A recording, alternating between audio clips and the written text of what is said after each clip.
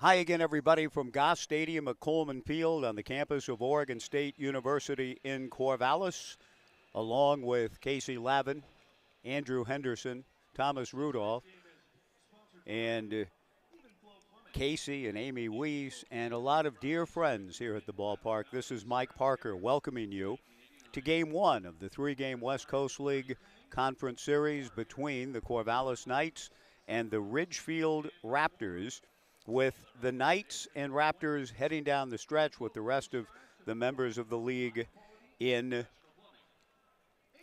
the final weekend of the regular season. And it is a pleasure, an honor, and even a humbling sort of experience for you, yours truly here tonight, to be at the ballpark on Even Flow Plumbing presenting Mike Parker Bobblehead Night. The first 500 fans. There were 500, and I was told by some of the folks who were here in line that there was a good line before the game to come in and receive those. So my everlasting thanks and appreciation to those of you who got in line for those.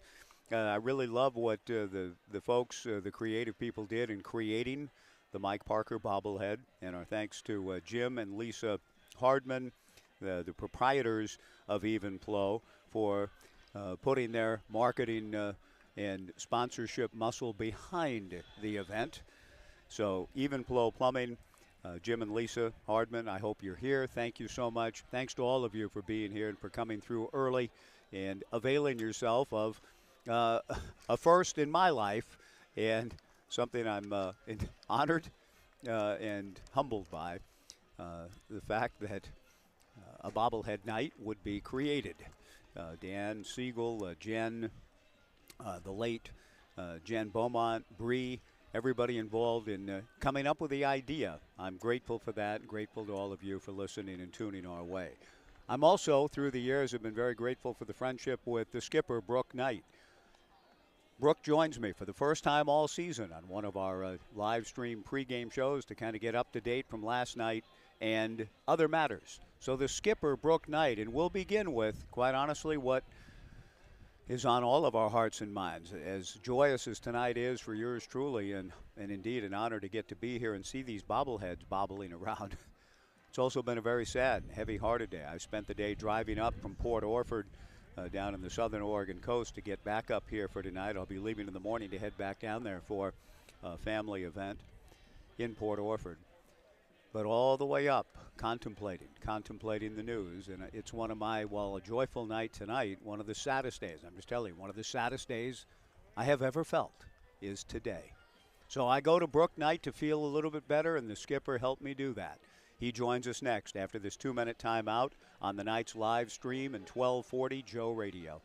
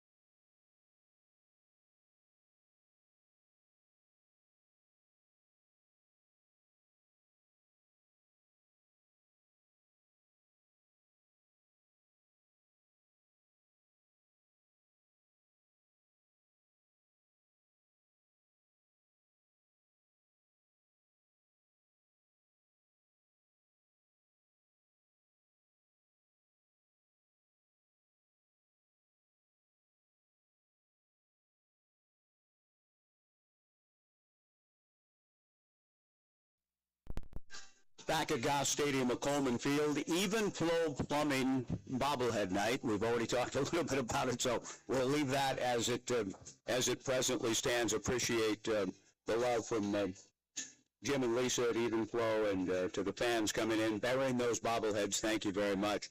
And Brooke Knight, the skipper, joins me. Brooke, I come to you on bobblehead myself. What I will is, I can relate to me on that. We'll talk baseball here in a moment. I've been kind of a heavy heart all day today with the news that we've all been absorbing as people who love Oregon State, as people who've loved this conference through the years. So I'm grateful to have something else. Your baseball game tonight and a bobblehead night that they gave in my honor makes me feel a little bit better, but it doesn't take away some of that pain and sting. And I just wondered, before we get to your club and how hot it is in this series with Ridgefield, what's your reaction to all of this news about the conference? Well, honestly, it's similar, Mike. I've tried not to think about it too much today after seeing more updates on all of the movement.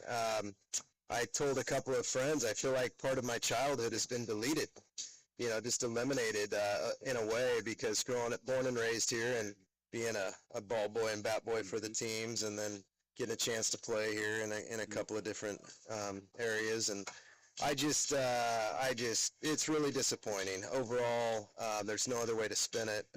For the conference, obviously, and for our wonderful town of Corvallis, and how, that may impact the future and the, economy, to be quite honest. So it spreads wide when things like this happen. So I'm hopeful that, there's a silver lining on the backside of this thing, and maybe it all works out where they can kind of come together and maybe find a few other schools to continue forward. But that Civil War rivalry is an example. I mean, that is just, just that one changing, unless maybe there's a way to keep that on the schedule every year, and I think that would make a lot of good sense for both teams, but that's not up to little old me. So, no, I sure hope that it's a tough time. I think we can all feel that and see it, but sometimes change, isn't horrible, and good things can come from it. So,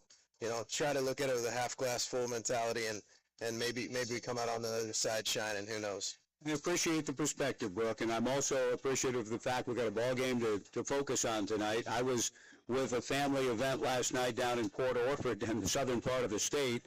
Didn't get to follow the last game against the Pickles, but you finished another sweep. Tell me a little bit about the ball game, how it went for you. Well, we pitched well. Miles, who's handing out your bobbleheads right now, he did a nice job. He's a really good quality young arm who I think has a bright future in this game.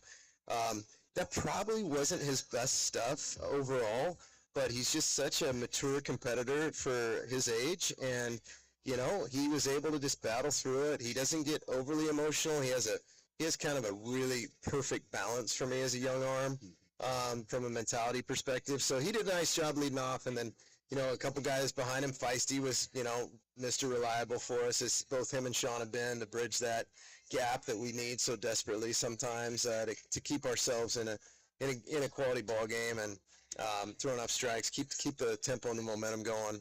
So, that was good to see him. And, young Kellen came in there at the end, and, he got a little growing issue and fought through it, and threw the pitches when he needed to kind of dig himself out a little bit. So, we did not swing well. I mean, it was a weird night up there. I don't know if it's a getaway day and we're sitting around the mall for 4 hours, but, 17 punch outs is not something you normally win a lot of games doing, and I think Portland had 4.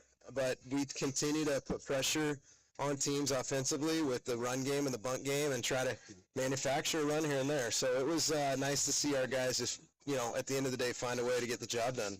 Last couple of things with Brooke Knight. The Knights ending the regular season with this 3-game series with Ridgefield. As hot as you've been, and it's amazing how well you've been playing. The team up north in Longview keeps winning too. So this is an important series this weekend for you guys, isn't it? Yeah, I just got done chatting with the guys briefly in the clubhouse about that. I think if we win one and they drop one, we're probably in that second seed, which is a big deal. Or if we win maybe 2 out of the last 3, I think we've got it as well. But, you just don't want to have to try to win those 2 out of 3s on the road. And historically speaking in this league, it has rarely happened. I mean, you can really go back through semifinal and final championship series, and I don't know if it's ever happened in a championship series, maybe bar once. So, yeah, I told these guys, hey, we can control the energy. This last week of the season's always you see a little bit of attrition from other clubs, and shame on those teams and those players who, I get it when there's shutdowns on the mound to protect guys' arms or injuries that pop up, but other than that, finish your darn commitment, and that's what life's about. It's too easy to back out and find a way to not finish the what you started. So I just talked to our guys about that and said, hey, we're here to get the job done together. We can control the energy. Let's control that like we have, and a different guy steps up every night for us. You can look back in the last 10 games, and I think it's darn near been a different guy who's had 3 knocks and produced a key hit. Hedge last night, he was scuffling. The night before that, T. Howe got a couple knocks, and you can Ing the night before that. So, you just go right down the list, and there is a different contributor. This team, we don't have those 3 or 4 names to really lean on, from a position player perspective, but we've got a nice balanced group that picks each other up throughout the depth of the lineup and finds a way to scratch out runs. The last thing then, Brooke, is you've touched on a lot of things right there, but you've been the skipper of clubs that have won 6 straight championships. This team this year looked like maybe it took a while to fully galvanize, come together, whatever, that the younger team, the chemistry and camaraderie and all of that it's amazing the way you're finishing this thing. Do you see some of the same characteristics here coming down the stretch that you've seen with your other championship club?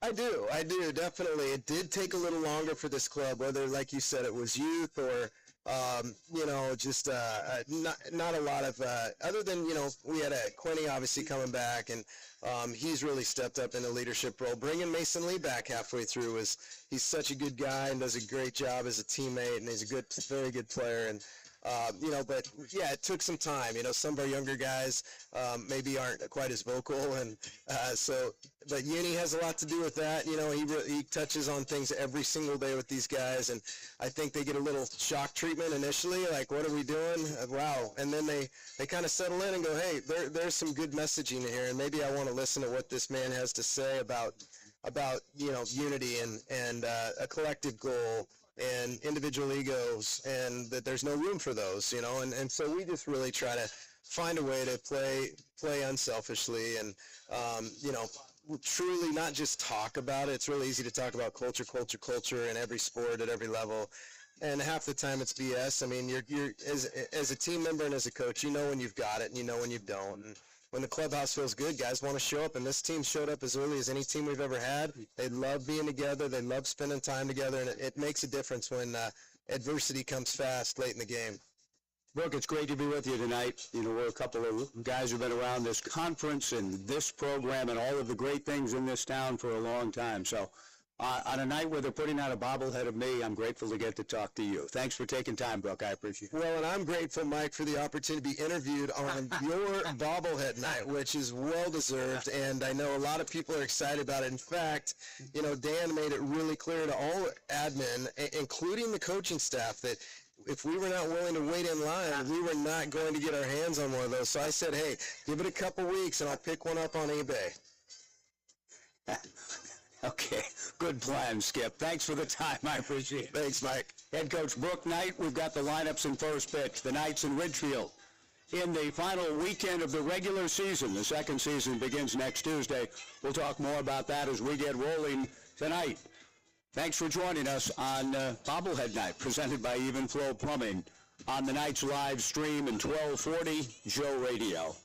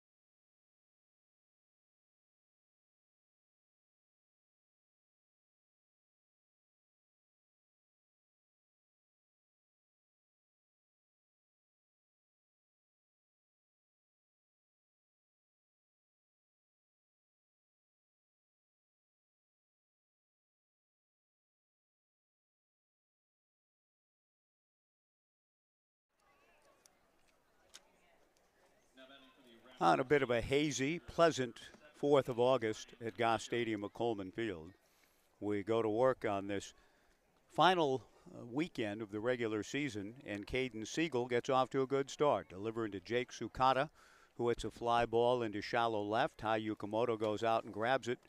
One pitch in, there is one away with Jake popping out to shallow left. Ryan Camacho, the designated hitter, the batter. Caden Siegel delivers the first pitch out of the zone for ball one. Caden comes back and delivers a strike. 1-1 the count. Caden Siegel getting the start, works out of the stretch, modified stretch, rocks and delivers a fastball for strike two. Caden getting the start tonight for the Knights, making his 10th overall appearance and second start. He delivers a breaking ball down, and the count 2 strikes. Last night, Brother Kellen did a nice job in helping to close things out in Portland at Walker Stadium at Lentz Park. The 2-2 pitch is fouled back, and the count remains 2 strikes. The Knights winning yet again. They've won 7 consecutive series and another sweep in the midst. 5 sweeps, 2 series wins. Breaking ball down, and Kellen has run the count full to 3 strikes. My thanks to Kellen's family, mom, Courtney, his dad, Dan. They're here. The 3-2 pitch, a check swing on a pitch outside for ball 4. Ryan Camacho drawing a walk. And the Ridgefield Raptors, who are already in, unlike the Knights, who have been playing to try to secure a spot and did last weekend at Bend into the postseason for the 16th consecutive summer. Here, Ridgefield already clinching home field advantage in the first round by winning the first half. The Raptors do not have a shot, as the Knights do, at the best overall record. Jackson Nicholas swings and hits one foul off to the left and out of play. No balls and a strike. Ridgefield coming in with an overall record of 32-19. The Knights are at 37-14. The strike one pitch to Nicholas, a high pop up into shallow left. Backpedaling is the Knights shortstop, Tai Yukamoto. Boy, did he ever. A long way out into shallow left center field. Barney country, stepping in front of J.C. Ing to make the catch. 2 putouts in the inning for Knight shortstop Tai Yukamoto. And with 2 down, Nick Siemens, the hitter. Siemens from Lewis Clark State and from San Diego steps in with 2 outs and a man aboard. Swings at the first pitch from Caden and hits it foul to the left and out of play. No balls and 1 strike. Henry Mensch on deck. Mensch, the right fielder, batting 5th. Cole Sheehan hitting 6th and catching. Nick Prater batting 7th at first base. Jack Salmon hitting 8th and left. Drew Townsend batting 9th at shortstop. And Charlie Royal is the pitcher. Nice move by Caden Siegel, firing over to first base. Blake Avila slaps the tag down on Ryan Camacho. And so Caden faces the minimum here in the top of the first inning. Down go the Raptors. The Knights lineup will give you and get to the first pitch here in a moment from Charlie Royal against the Corvallis Knights lineup. The Raptors fail to score. We go to the bottom of the first. Ridgefield nothing. The Knights coming up on 1240 Joe Radio and the Knights live stream.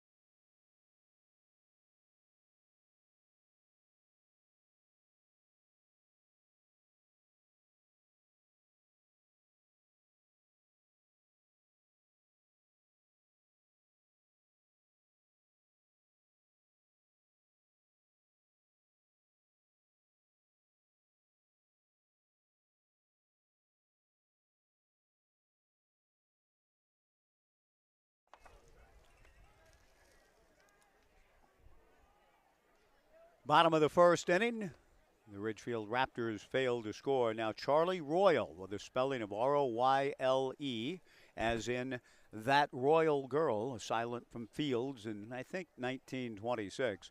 Charlie Royal, working with his battery mate Cole Sheehan, goes to work against J.C. Ing and has a 1-1 count to the Knights' leadoff hitter and left fielder. Breaking ball bounces, and the count goes to 2-1 to J.C. Ing, leading things off for the Knights in the bottom of the first, no score. The same two clubs tomorrow night with Fireworks Night, presented by Pioneer Connect and Samaritan Health Services, a 7:15 first pitch. Royal back to the plate, and a good change is in there. Strike two to even the count to J.C. 2 balls and 2 strikes. From the right-hander, Charlie Royal, making his 8th appearance and 6th start. His 2-2 pitch misses down and away.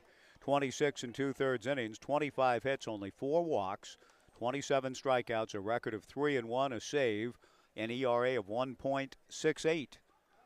Charlie ready, the 3-1 pitch. Ing, a drive to right field. Henry Mensch going back, still going back, reaches up to make the catch, and then plops into the Fortis construction sign on the right field side of things on the 8-foot fence. Well struck by J.C., but a good catch by Henry Mensch.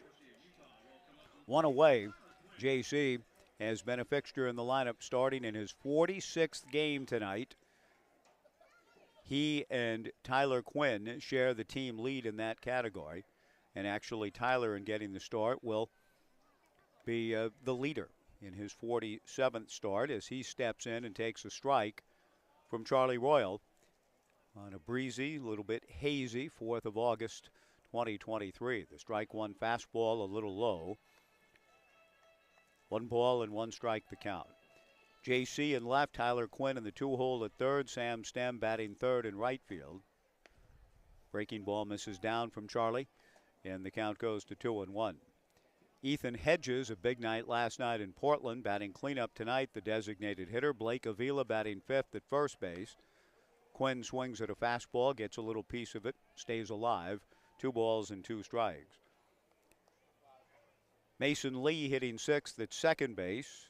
Ethan Hott batting 7th in center field. Tyler Howard hitting 8th and catching. Ty Yukamoto batting 9th at short. And Caden Siegel on the mound. Bottom of the first inning, no score. Tyler Quinn takes high, ball 3.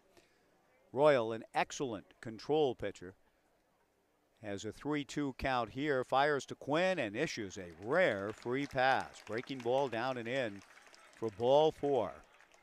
We mentioned Royal in 26 2/3 with just 4 walks. But now as he hits the 27 innings mark, he's issued his 5th walk, and that brings Sam Stem to the plate. Royal from Long Beach in Southern California, attending school, getting ready to at Cal Poly San Luis Obispo. Sam Stem steps in, swings at the first pitch, and fouls it off to the left and out of play. No balls and 1 strike. Charlie, let me see those, please. Thank you. Bottom of the first inning, no score. Sam Stem with a little hip wiggle before stepping into the left side of the box. Tyler Quinn drawing that rare free pass from Charlie Royal. The right-hander comes set and comes to the plate and misses high and away. 1 ball and 1 strike to Sam Stem at 276, 4 homers, 38 runs batted in. He is the team leader in RBIs and tied for the team lead in home runs with Tyler Quinn, who has 4. Tyler draws a throw and gets back to the bag. 7:15 tomorrow night with fireworks to follow. And then Sunday, Fan Appreciation Day here at Goff Stadium at Coleman Field, a 1:05 start. Playoffs then begin Tuesday. A throw to first base in the turf and bounces away from Nick Prater. Tyler Quinn scoots into second base on a throw-in error by Charlie Royal. So a nice opportunity here for Sam Stem to add to his team leading RBI total.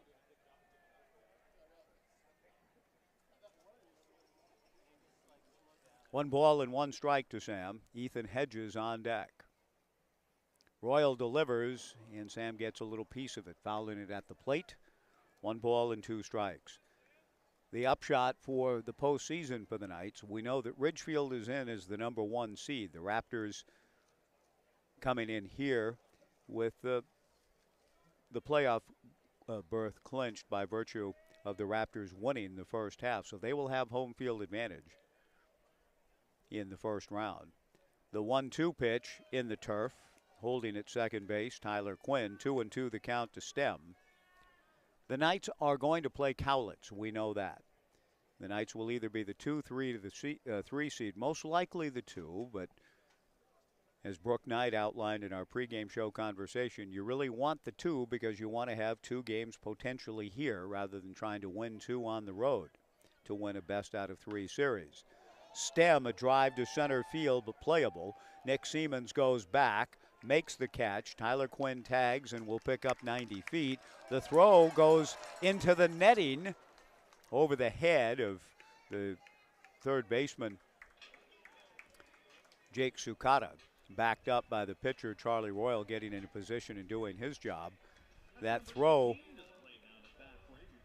banged into the netting. Brooke Knight comes over to make sure that everybody is okay, and apparently so. And now Ethan Hedges, the batter. The Knights have hit a couple of long flies, but for outs in the inning. 330 down both lines at Goss Stadium at Coleman Field. 365 to the power alleys. 400 feet to straightaway center. Royals' first pitch, fastball away, ball 1 to Ethan. Hedges with another big night last night. Hit a home run. He has 2 of those on the year to go with 31 RBIs, hitting .295. He takes the 1-0 pitch for a strike, and the count 1-1. Blake Avila on deck. Charlie Royal and Cole Sheehan, the battery for the Raptors. The 1-1 pitch off speed, waved at and missed. And the count 1-2. Around the infield, Nick Prater at first, Jackson Nicholas at second, Drew Townsend at short, Jake Sukata at third, Jack Salmon in left, Nick Siemens in center, Henry Mensch in right. Breaking ball taken, strike 3 called, and the inning is over. For the Knights in the bottom of the first, no runs, no hits, a man left. After 1, the Raptors nothing, the Knights nothing. On the Knights live stream and 1240 Joe Radio.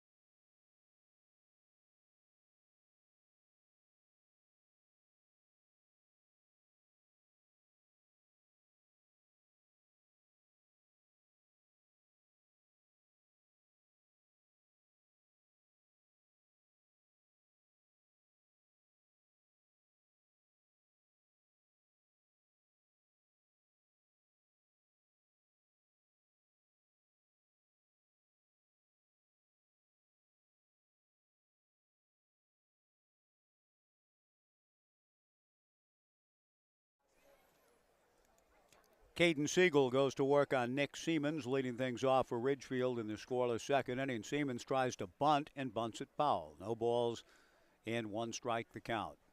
No score in the second. Caden Siegel faced the minimum last inning. He picked off Ryan Camacho to end the top of the first. The right-hander's breaking ball misses down and away. 1 ball and 1 strike to Nick Siemens. Nick out of Lewis Clark State, began his career at Nevada, fouls the 1-1 pitch back, and the count 1-2. Henry Mensch on deck with Cole Sheehan to follow. Tonight, tomorrow, and Sunday, the end of the regular season hits. Sunday afternoon, when the ball game ends between the Knights and the Raptors, they may very well meet again next week in the postseason. The Knights will begin with Cowlitz, either Game 1 in Longview on Tuesday, with the potential of Games 2 and 3 Wednesday and Thursday here, or vice versa. The 2-1 pitch, a line drive, caught by Caden Siegel. One away. Good quick reaction on Caden's part. Follow through, dropped the glove, and caught the hard hit ball off the bat of Nick Siemens, the center fielder for the Ridgefield Raptors. One away, and Henry Mensch, the hitter. Henry stepping in out of the University of Portland, looks at a breaking ball from his teammate with the Pilots on the bluff. Caden misses for ball one with that breaking ball. The 1-0 pitch on the way to Henry. Fastball swung on and missed. 1 ball and 1 strike. No score in the top of the second inning. Cole Sheehan on deck. Fastball again pumped through there by Caden. And he's ahead of the count to his fellow Pilot. 1 ball and 2 strikes the count. Caden working quickly, delivers. Breaking ball popped up on the right side. Second baseman Mason Lee is in position to make the catch, and does. So the young man out of O'Dea High School, Henry Mensch, pops out against his teammate on the bluff. And with 2 down quickly here in the top of the second, Cole Sheehan will be the hitter. After the best of 3 opening round playoff series, the next 2 potential matchups are just one-gamers. 1 game to decide the South Division between the winners of the 2 series,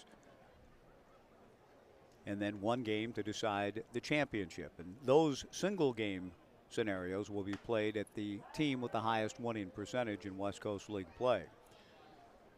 The 1-0 pitch to Cole Sheehan, lifted foul off to the left and out of play. Sheehan from Chandler, Arizona, plays his college baseball in Malibu. At Pepperdine. Went to Mountain Point High School in Phoenix. He swings and misses, and the count 1-2 to Cole Sheehan. Top of the second inning, no score. Sheehan hitting .242 with 10 RBIs on the summer. Caden delivers, swung on, foul tipped, and held by Tyler Howard for strike 3. Caden Siegel off to a good start. The Knights again face the minimum in the second. No runs, no hits, nobody left, and after 1.5. Ridgefield nothing, the Knights nothing. On the Knights live stream in 1240 Joe Radio.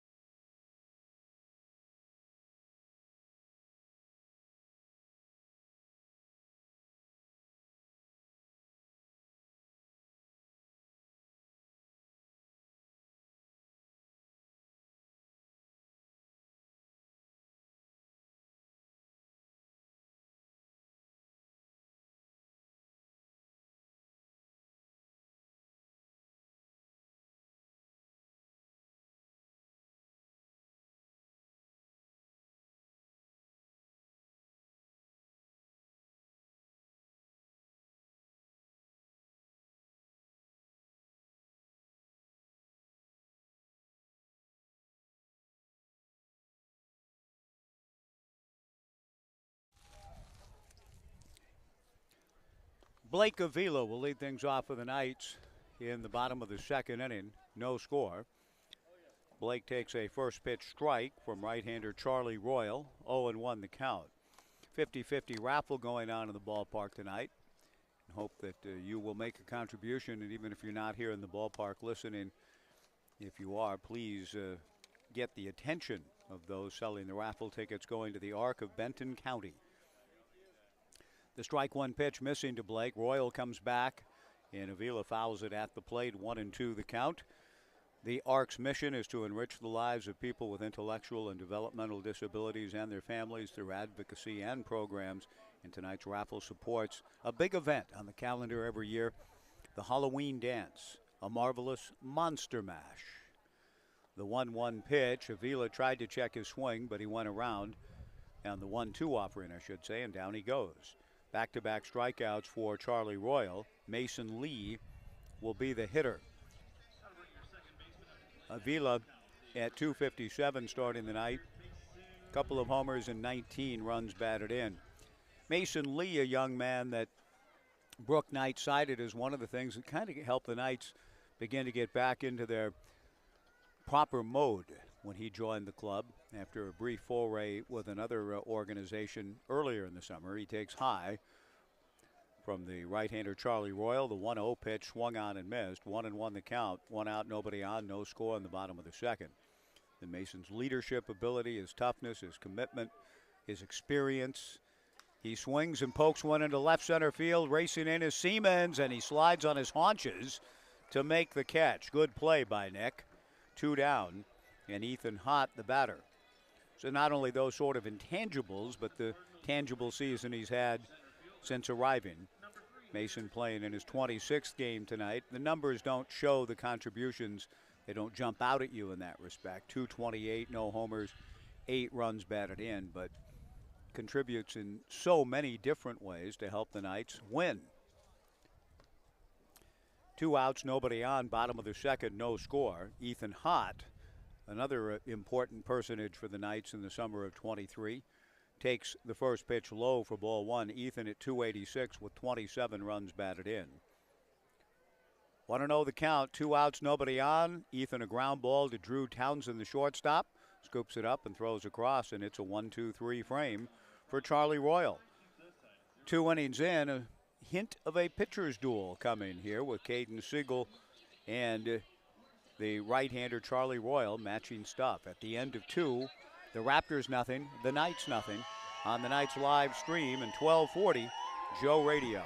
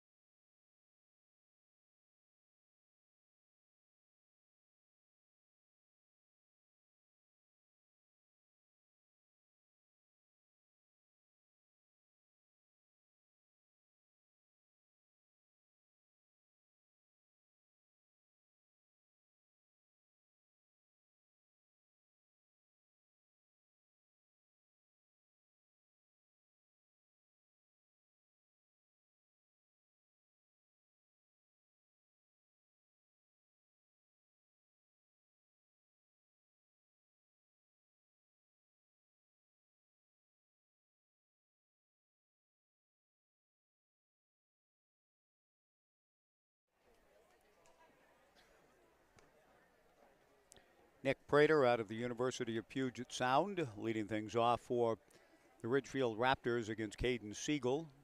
Nick swings at the first pitch and doesn't get it. The 0-1 offering from Caden misses down and away. 1-1 the count. No score, top of the third inning. Nick Prater, Jack Salmon, and Drew Townsend Caden back to the plate with a 1-1 pitch in there for a strike. 1-2 the count to Nicholas Prater. Prater, the first baseman, standing in for the Raptors to lead things off in the third.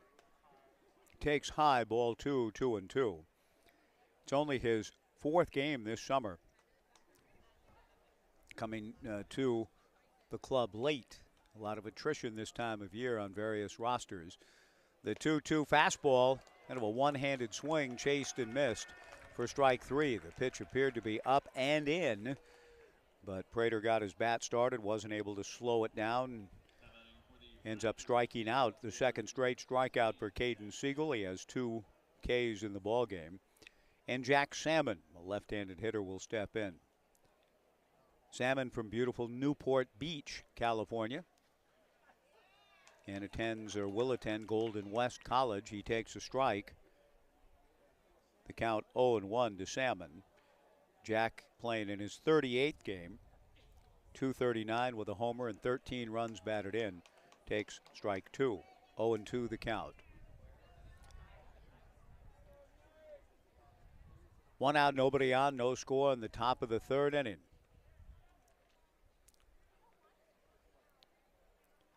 Ground ball back of first, foul. The count remains no balls and 2 strikes. Looking at the Even Flow Plumbing scoreboard, Mike Parker bobblehead night. There's a photograph of yours truly interviewing one of the Beaver players following a national championship celebration. The nice thing about that is it's hard for me to remember which one. There have been 3. There's a photograph of yours truly interview, and I can't quite tell who that is. It may be Caden Grenier.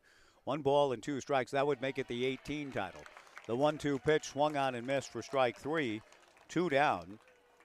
3 straight strikeouts for Caden Siegel, and that'll bring Drew Townsend to the plate.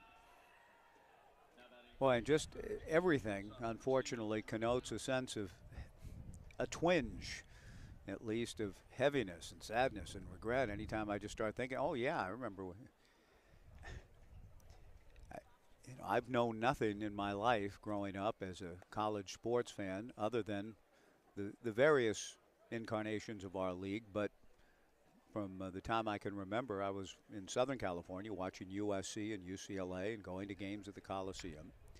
The pitch to Townsend, a ground ball wide of third and past the diving Tai Yukamoto into left field, base hit.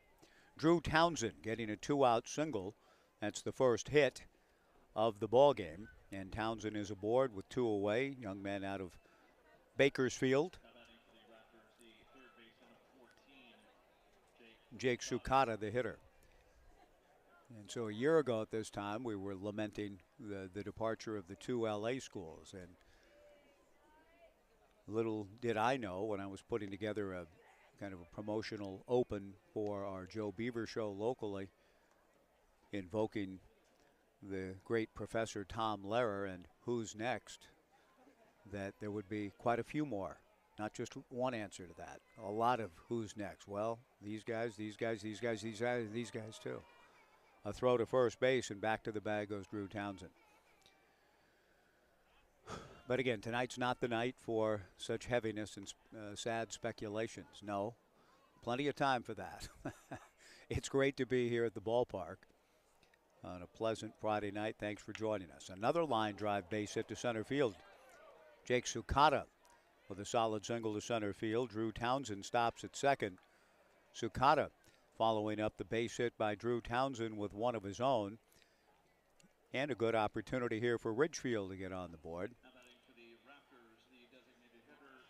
Jake, out of the University of Portland, gets a base hit against his teammate, and the batter will be Ryan Camacho with runners at first and second and 2 down. No score in the top of the third inning. The Knights coming off a sweep, completing that last night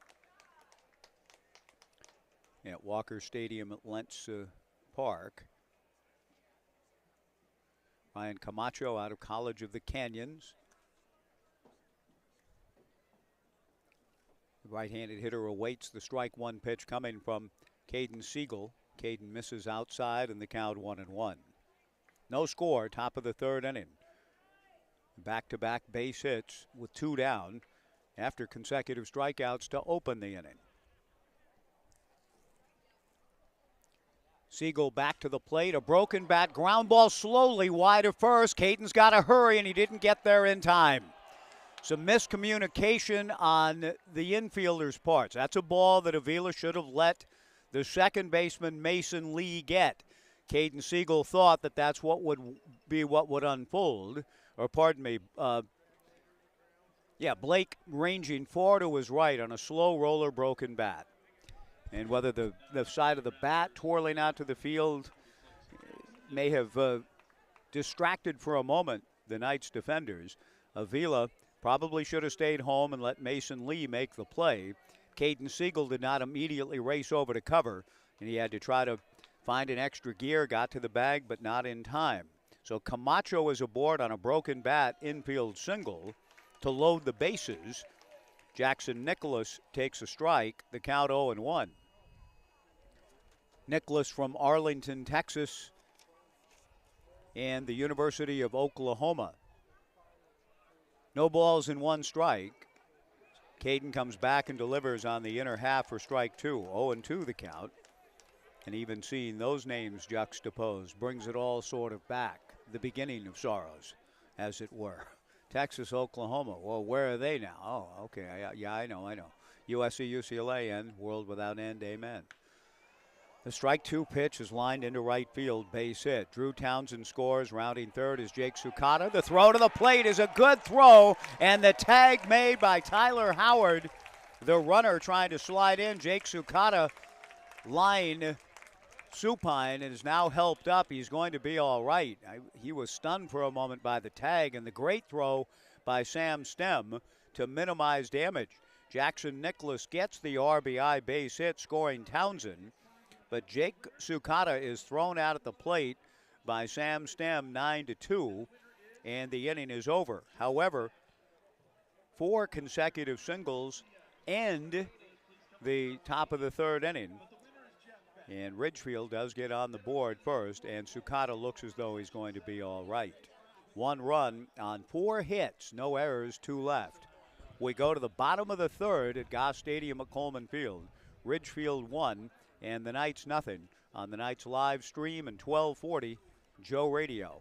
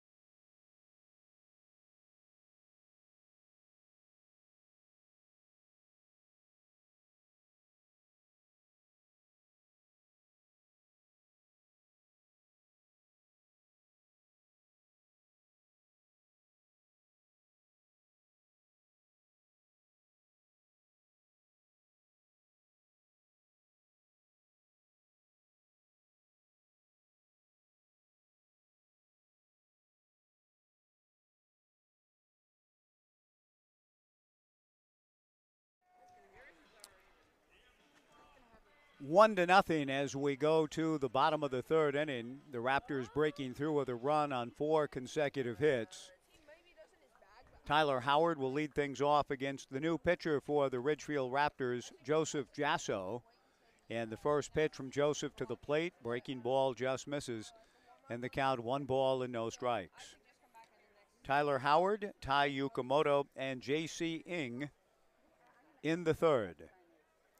Good job by Charlie Royal in a 2-inning outing. And now in the bottom of the third, Jasso to the plate. Fastball for a strike. That evens the count at 1-1.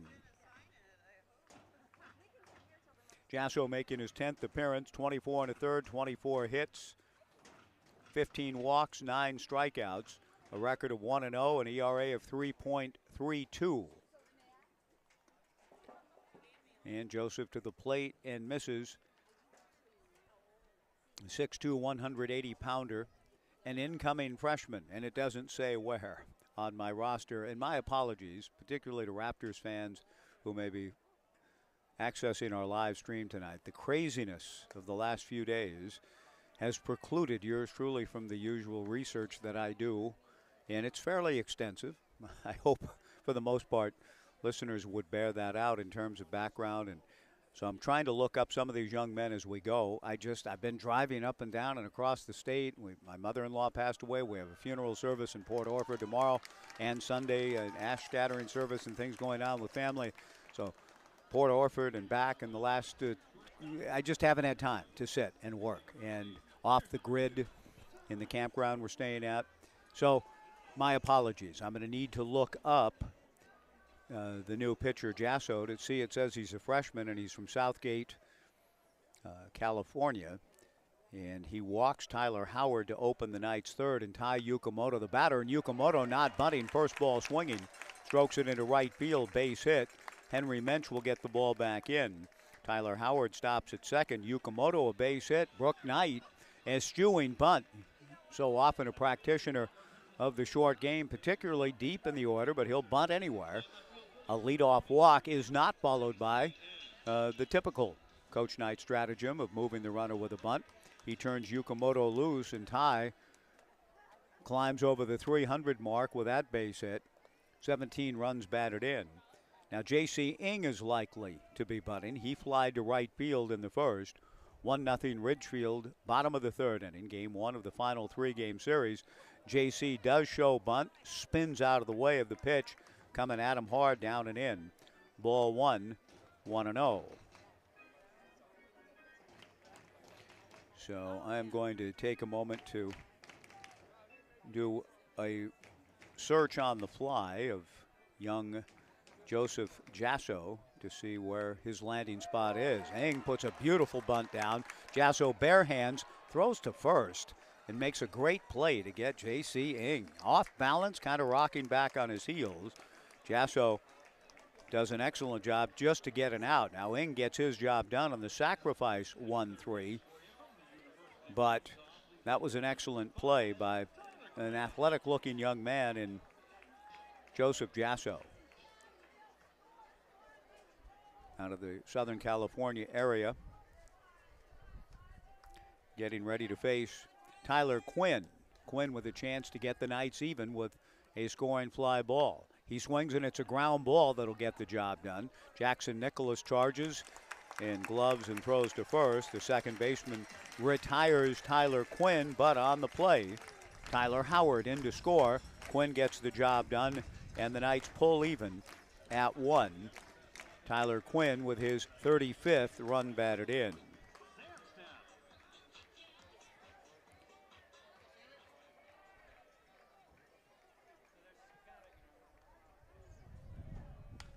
The pitch on the way to Stem. A ground ball into left field, base hit. Tai Yukamoto would move to third on the ground out by Tyler Quinn. Trots down the line to score. And it couldn't have worked out any better for the Knights here in the bottom of the third. The bottom of the order guys get on, and then the run producers, Tyler Quinn and Sam Stem, each come up with RBIs. Tyler Quinn, second on the club in that category now with 35, and Sam Stem keeps his distance by driving in his 39th run with the RBI single to left. 2-1 Knights. The batter is Ethan Hedges. Ethan has a look at Brook Knight. I'm trying to see now Sewell Ross. Now that is a university that I am not familiar with. Joseph Jassos from Corpus Christi, Texas, went to, it says high school, Laredo JC. So there are confusing things that if I had more time to sort out life, I would understand Jasso and some of his particulars a little bit better. From Alpine, Texas, Sewell Ross. The runner goes. Sam Stem is safely in at second base with a stolen base. Sam continuing to do a little bit of everything well. Picks up the steal, and that's a contribution to Community Outreach, Inc., Papay Material Handling, and Community Outreach, Inc. coming together again. Papay Material Handling makes a contribution to One Step Closer to Home, Community Outreach, Inc. 2-1 Knights, bottom of the third. The 1-1 pitch from Jasso hedges a fly ball to center field. Nick Siemens is there to make the catch. The inning is over, but the Knights execute the game extremely well. A walk, a base hit, a sacrifice bunt, a ground out, and a two-out single has produced a lead for the Knights through 3. It's the Knights 2 and the Ridgefield Raptors 1 on the Knights live stream and 1240 Joe Radio.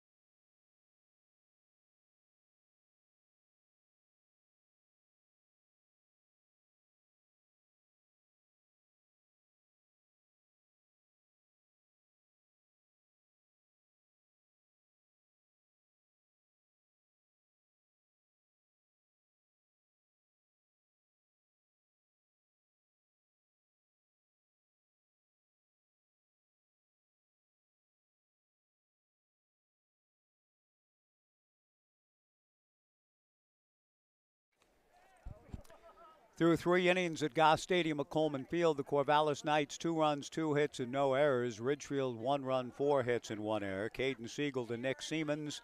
The first pitch, a strike from Caden. The 0-1 offering missing, and the count 1 ball and 1 strike. Nick Siemens, who cites Ted Williams and Willie Mays as his baseball heroes, a man after mine own heart. I mean, the fact that he knows of Teddy Ballgame and the Say Hey Kid at the tender age that he is encouraging to my own life and soul. And I'm looking for all the encouragement I can get tonight. The Bobblehead Night has been a big part of that, making me feel a little bit better on a day that it's been difficult to find things to be excited about. The pitch to Siemens, grounded into right field, base hit. A nice job by Siemens doing something that Willie did more than Ted. Willie was willing to go the other way. Teddy Ballgame, a little bit of pride. He taught himself the nigh into perfect swing, and so when the shift, which was deployed by Lou Boudreau and others against Teddy Ballgame, Ted was reluctant to change his swing to make accommodations for the shift, and ended up struggling a little bit, particularly in the 1946 World Series, wherein he hit 200. But here, Nick Siemens, admirer of Teddy Ballgame or no, goes the other way. Henry Mensch takes a strike, 0-1 the count. 2-1 Knights, top of the 4th inning. Mensch popped to second base in the second. The strike 1 pitch, a bunt up along first. Siegel comes off, bare hands and underhands to Blake Avila for the out. 1 away on the play. Nick Siemens advances to second. Well, Chris Cota said, hey, 2 can play at that game too. Chris, an outstanding baseball man at College of the Canyons, instructing Henry Mensch to bunt, and that puts the tying run in scoring position for Ridgefield, the first half champs and thus owners of home field advantage in the playoffs, which begin on Tuesday, which means they'll be on the road. I'm not quite sure, being off the grid in Port Orford here the last couple of days, don't know if that's been settled, the 4 seed yet. I know that Portland was in a tough way with Bend coming down the stretch. I don't know if that's been settled yet, the 1-0 pitch, but either way, the Ridgefield Raptors will play on the road in either Portland, which will be an easier trip for them, or Bend, and then be home for games 2 and 3 if necessary next Wednesday and Thursday. Cole Sheehan takes the 1-0 pitch outside. The 2-0 offering swung on and lifted foul into the Waldo Way area. 2 balls and a strike. Top of the 4th, 2-1 Knights. The tying run, Nick Siemens at second base, and Cole Sheehan trying to drive him in. Caden Siegel ready. The 2-1 pitch, and that's low for ball 3. 3-1.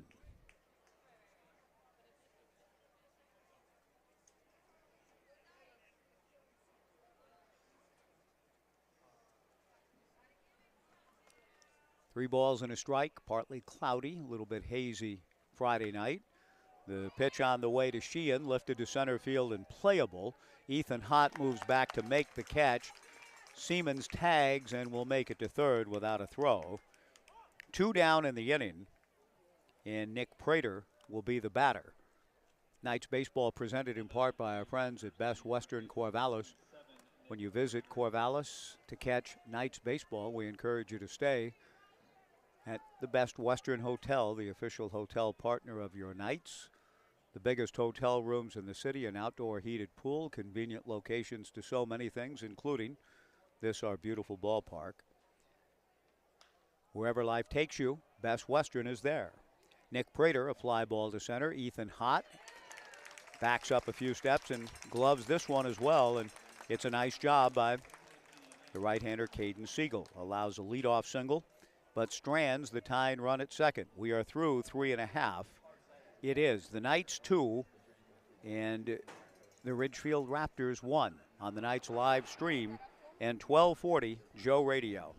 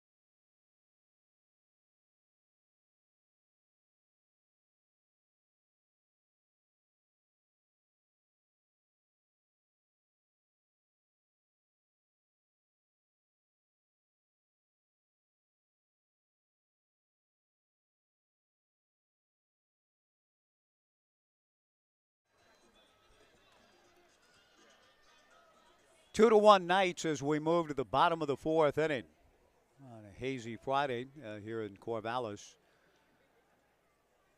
There may be different adjectives applied to this particular Friday in our city as the city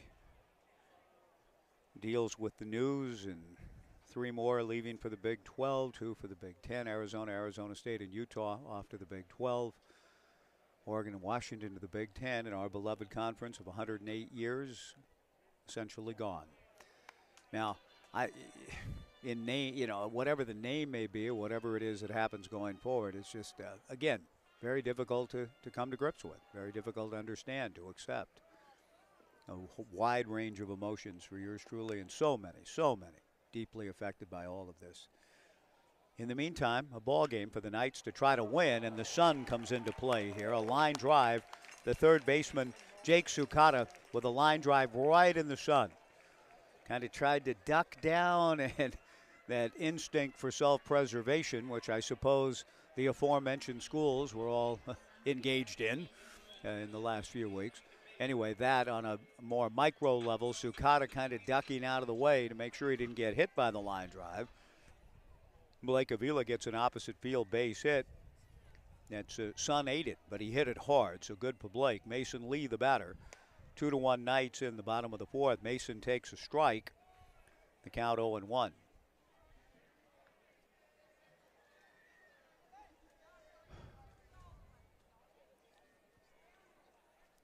Ridgefield scored a run in the third. The Knights came back with 2 in the bottom of the third inning, and now have their leadoff man aboard again against Jasso. And the right-hander to the plate. Joseph delivers strike 2. 0-2 the count to Mason Lee.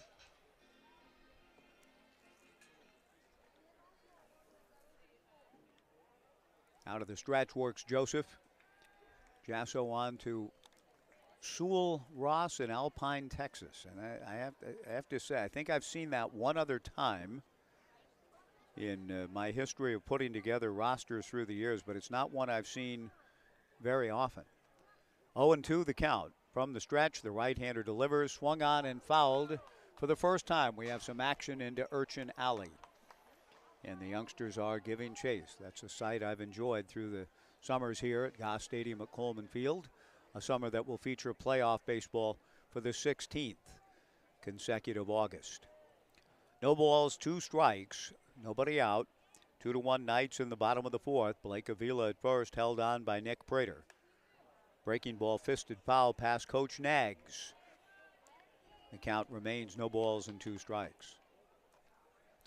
Joseph Jasso and Cole Sheehan, the battery for Ridgefield, with Nick Prater at first, Jackson Nicholas at second, Drew Townsend at short, Jake Sukata at third, Jack Salmon in left, Nick Siemens in center, Henry Mensch in right. 0-2 to Mason Lee.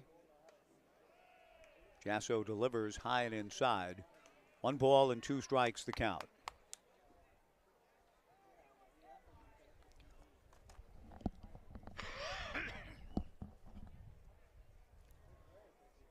A leadoff base hit for Blake Avila. And now the pitch on the way to Mason Lee, a comebacker. Jasso, a good play. Goes to his shortstop covering Drew Townsend for 1, and Townsend across the bag for the double play. 1-6-3. Jasso, a good-looking athletic player. I like his frame, I like his approach.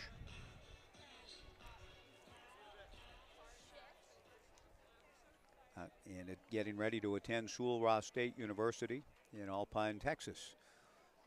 Kicks and comes to the plate, and his first pitch misses inside. He's got a little Merritt Jones type Gumby-esque leg kick at right leg. Kicked pretty high in the air and kind of maneuvers it back behind his right leg before coming to the plate. His left leg, I should say, and pushing off with the right, kicking that left leg up and not wrapping it, but Merritt Jones has a little bit of that in him too. Kicking that leg back and kind of sweeping it across from almost behind his other knee. Comes to the plate, the 1-1 pitch, swung on and missed by Ethan, and the count 1-2. 2 outs, nobody on, bottom of the fourth. 2-1 Knights in game 1 of this regular season ending West Coast League Series. The Knights and Raptors tomorrow at 7:15. Remember, 7:15 start with fireworks to follow. The 1-2 breaking ball down, ball 2, 2-2. I'm not sure whom Dan Siegel, Brooks and company, who will be working the ball games the next 2 days. I have family activities to attend down in Port Orford and will be off the next 2 days to close the regular season, resuming action on Tuesday in the playoffs, wherever that may be. Ethan Hott is hit by the pitch up around the left bicep area. Ethan trots down to first, and the batter will be Tyler Howard. Ethan has 16 stolen bases. Tai Yukamoto also has 16. Sam Stem picked up his 12th stolen base earlier in the ballgame. Ethan draws a throw, and that one gets away from Nick Prater. Hott gets to second base. He'll take a turn and hold there, with Jackson Nicholas, the second baseman, chasing the ball down out in shallow right. It is the second errant pickoff attempt tonight, the other one delivered by the starting pitcher, Charlie Royal. Ethan Hott goes to second base. And Tyler Howard with an RBI opportunity. A little meeting at the mound going on. I think that Coach Cota was arguing that perhaps there was interference on the part of Ethan Hott on the throw going over to first, that Hott may have become entangled with the first baseman, Nick Prater. But Coach Cota had something to say. A meeting at the mound ensued without any of the coaches. It was a team-directed gathering. Tyler Howard walked and scored in the third. Tyler will step in.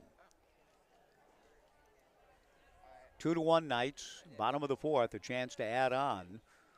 And the pitch to Tyler misses low and inside, ball one. Knights baseball presented by Oregon State Credit Union, the official credit union of Knights baseball. You can join online at OregonStateCU.com or at one of their 15 branches serving 34 Lincoln or Lynn and Benton counties. And if you're a resident of either, then you qualify for membership in Oregon State Credit Union and their full financial services. OregonStateCU.com.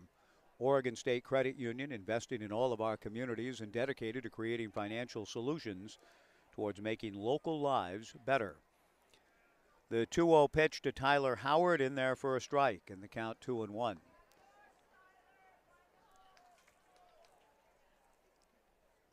Ethan Hott at second, 2 down, 2-1 Knights in the bottom of the fourth.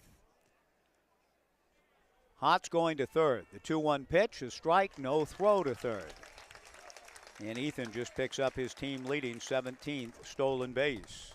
And another contribution also from All Pro Property Services to Community Outreach, Inc. 2 balls and 2 strikes to Tyler Howard, trying to give the Knights a 2-run lead here with a 2-out hit. The 2-2 pitch hit slowly back up the middle. Second baseman Jackson Nicholas up with it. Jackson throws to first from behind the bag to retire Howard, and the Knights are gone in the fourth. No runs, a hit, an error, 1 left. And at the end of 4, the Knights 2 and Ridgefield 1 on the Knights live stream and 1240 Joe Radio.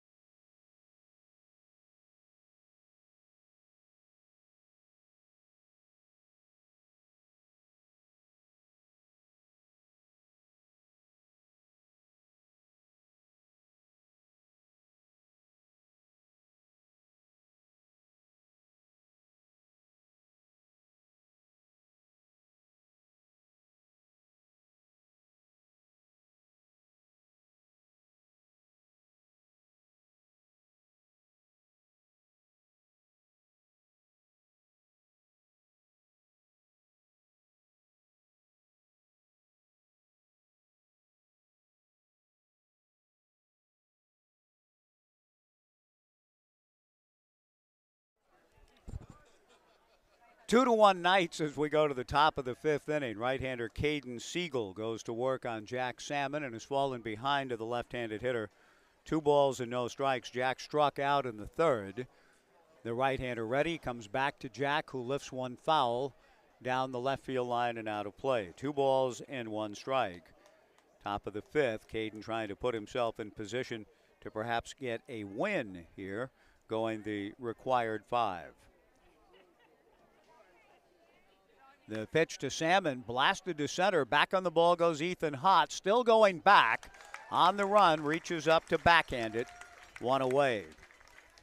Good job by Ethan getting a good read on the left-hand hitting Jack Salmon. Big, strong left-handed hitter. Hit that ball well. But this has always been a pitcher-friendly ballpark. Bobby Merwin was just kind enough to put a little message up on this Even Flow Plumbing, Mike Parker, Bobblehead Night, and just citing some of the things that I've been able to experience here. He said, Mike has called 3 national, yeah, that's true. I have 3 championships for the Beavers. Really enjoyed getting to call the last 6 West Coast League championships for the Knights. Another fly ball to center, moving back is Ethan Hott to make the catch. 2 down here in the top of the fifth, 2-1 Knights. Jake Sukata the batter. But through all the years, what has been most evident is this is a great pitcher's ballpark.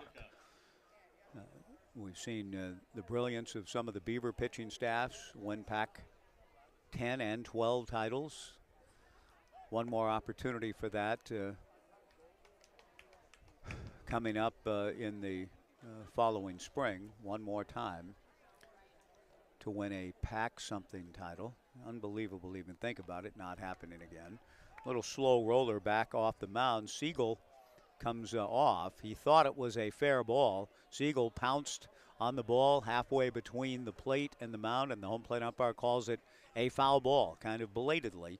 It is a foul ball instead of 3 outs, no balls and 2 strikes.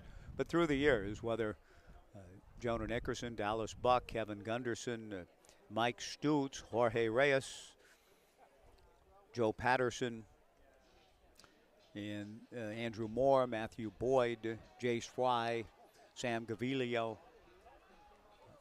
Luke Heimlich, Kevin Abel, some of the great pitchers we've seen through the years.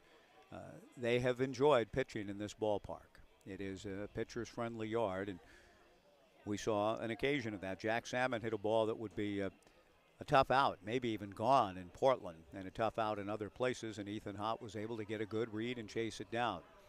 Brooke Knight lingers a little bit with the home plate umpire arguing that that was not a foul ball. The count 0-2 to Jake Sukata, but it stays a foul ball officially. Siegel trying to get his man anyway. The strike 2 pitch misses high. Ball 1, 1-2. Sukata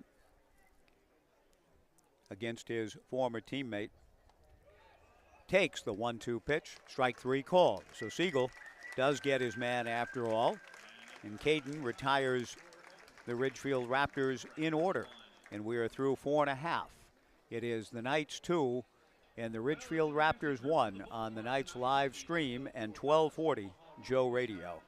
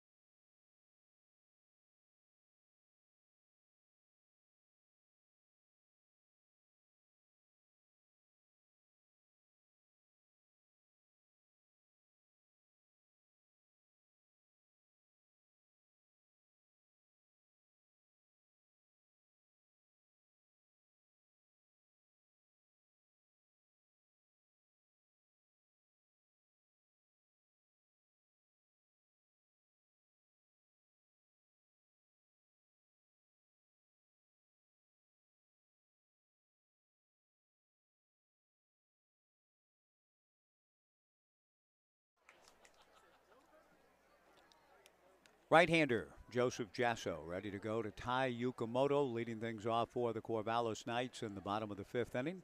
First pitch to Tai, misses away, ball 1. I had wanted to seek out, in fact did seek out Miles Gostola upon the long drive back up from Port Orford and other things that had to be taken care of on the quick trip home, and to turn around again tomorrow morning. The 1-0 pitch to Yukamoto, high for ball 2, 2-0. 2-1 Knights, bottom of the 5th. And when I went to find Miles, who had pitched last night, and I haven't had the opportunity to visit with Gostola, young man out of Gonzaga, the 2-0 pitch on the way, just outside ball 3, 3-0. I was told, nope, he can't. We've got guys out in front of the ballpark handing out Mike Parker bobbleheads. So thanks to all involved in a very special, precious, unforgettable night in my life here, and I'm really grateful for the support. And again, our thanks to Even Flow Plumbing and their sponsorship of the event. Jim and Lisa Hardman. The pitch to Yukamoto, a strike. 3-1 the count. The 3-1 pitch is in there for strike 2. Tai had flipped the bat away and was several steps out of the box when he was summoned back by the strike call. Tai singled to right field and scored a run in the 3rd. We're in the bottom of the 5th. Tight ball game. 2-1 Knights. Ridgefield a run in the 3rd. The Knights with 2 in the bottom of the 3rd inning. Yukamoto fouls one back. The count remains 3-2.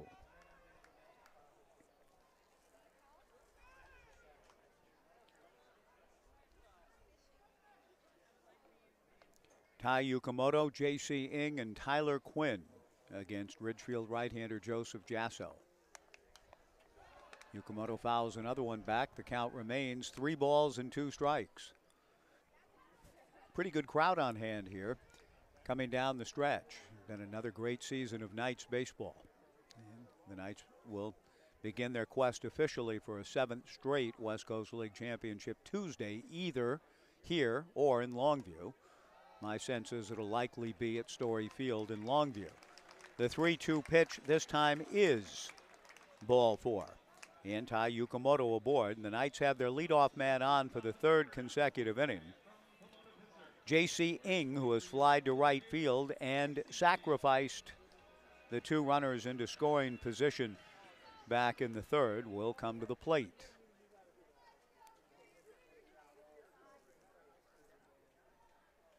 The pitch to J.C. here. First ball swinging, lifted foul to the left and out of play. No balls and a strike.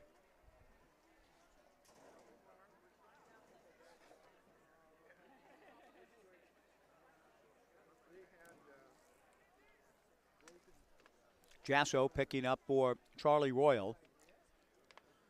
No balls and 1 strike to J.C. Ing. There goes J.C. The pitch is outside. The throw to second is not in time. Another stolen base. All Pro Property Services has the bases covered, and another contribution by All Pro on that stolen base to Community Outreach, Inc. If you find your investment property dirty, dingy, or worn, we encourage you to call upon the fine folks at All Pro Property Services. Restorations, move-out cleanings, and more. All Pro Property Services has the bases covered. Go to allpropertyservices.net for more information. The 1-1 pitch missing down and in. Ball 2, 2-1 to J.C. Ing. J.C.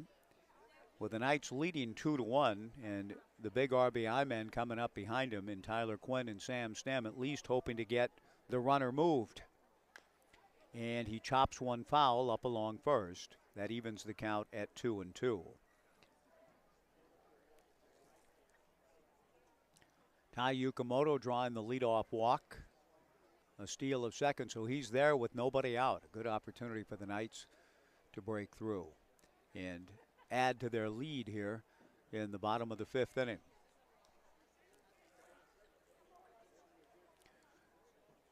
Two balls and 2 strikes to J.C., who swings and dunks one down the left field line. This will drop for a base hit. It will score Tai Yukamoto easily.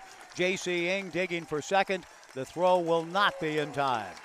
An RBI double for J.C. Ing. The Knights lead it 3-1.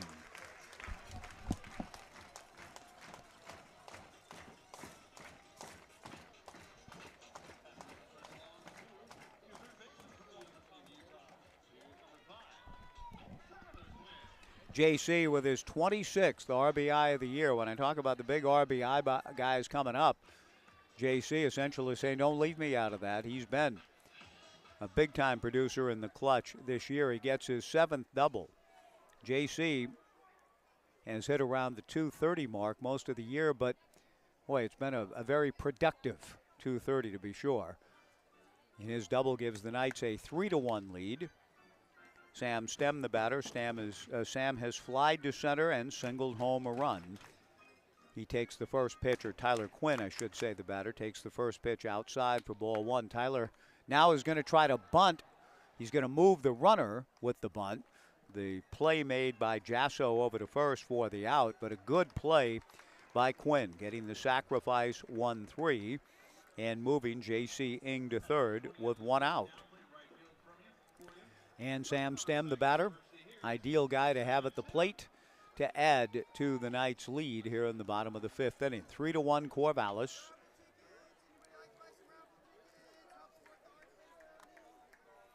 The 50-50 raffle ticket kids going through. I'm not sure. I don't have a whole lot. I'm going to get, we'll make a contribution here to the 50-50 raffle, which the proceeds benefiting ARC of Benton County. Tremendous work that they do. The raffle will support the community Halloween dance and will bring lots of smiles to lots of faces this October, enriching the lives of people with intellectual and developmental disabilities. The ARC of Benton County. There's a 5, and they'll get 6 tickets for that investment in the excellent work for the ARC of Benton County. Thank you, guys. Sam Stem with a count of no balls and 2 strikes. With the infield drawn in and one out, looking for another run batted in here. Breaking ball, he should get it. A fly ball to right field. Henry Mensch moving in. It's going to be close. Yukamoto tagging. Ty on his way to the plate. The throw cut off, and Yukamoto with a backdoor slide scores on the sacrifice fly by Sam Stem. Sam comes through again, and the Knights lead it 4-1. Yeah, just tremendous execution of the game. The attention to details through the years. The Knights with 9 championships in total and the last 6 in the league. And Sam Stem with 2 RBIs tonight now has 40 on the year. 4-1 Knights in the bottom of the 5th inning. Ethan Hedges, the batter. Ethan homering last night up in Portland. The first pitch missing down, ball 1, 1-0. The 1-0 pitch missing for ball 2, 2 balls and no strikes. I hear tell that last night's broadcast a little bit of a different kind of flavor than usual here on the Knights live stream at 1240 Joe Radio. I'll just leave it at that. I was a long way and out of range and couldn't find anything even if I had tried to, given the remote nature of the campsite we were at south of Port Orford. The 2-0 pitch missing for ball 3, 3-0. What a beautiful drive, but I didn't get to hear any of the broadcast last night, but a good win for the Knights, 5-2. In some unusual times on the airways. The 3-0 pitch, high and inside to Ethan for ball 4. Hedges drawing the 2-out walk. Ethan, through all of that, had a good ball game, including a homer in the Knights' 5-2 win last evening. Blake Avila, the batter. Blake has struck out and singled to left field.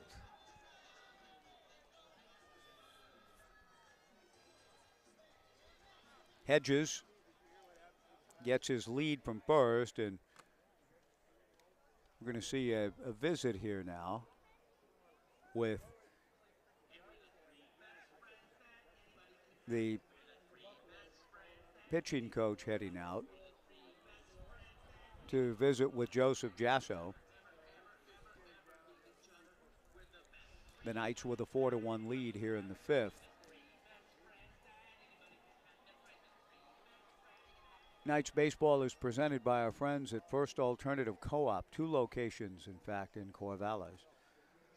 The First Alternative Co-op makes it easy for you and your family to buy local and eat healthy.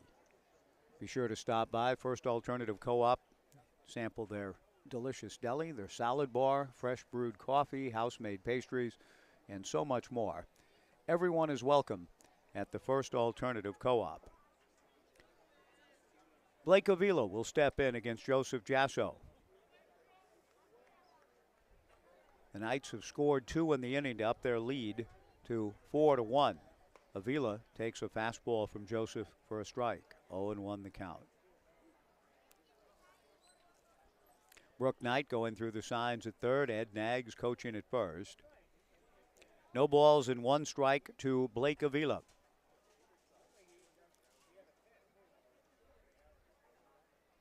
Jasso from the stretch delivers down and in. 1 ball and 1 strike to Blake. Mason Lee, the on-deck hitter. A walk to lead off the inning. And the Knights have parlayed that into a 2-run frame and a 4-1 lead, and trying to keep their amazing roll going here down the stretch. The pitch to Avila misses low and inside. Ball 2, 2-0. The Knights at 37-14.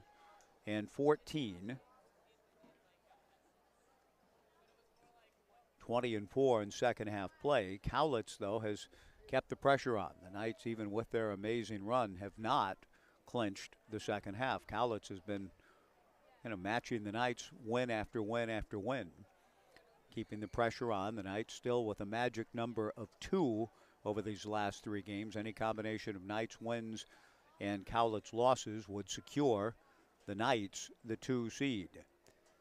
The pitch to Avila, fouled at the plate, and that would be home field advantage in the first round. Ridgefield has it for the first round against either Bend or the Portland Pickles.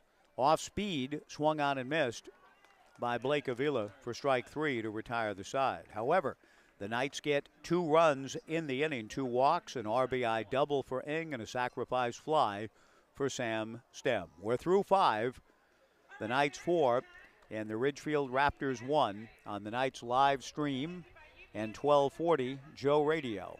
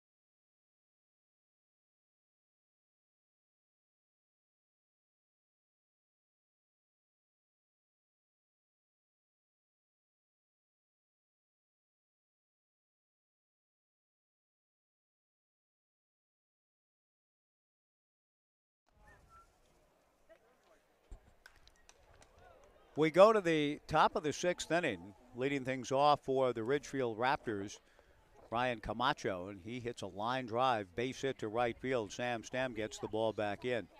Camacho with his 2nd hit of the night. He had a broken bat infield single on which a little miscommunication took place in the 3rd.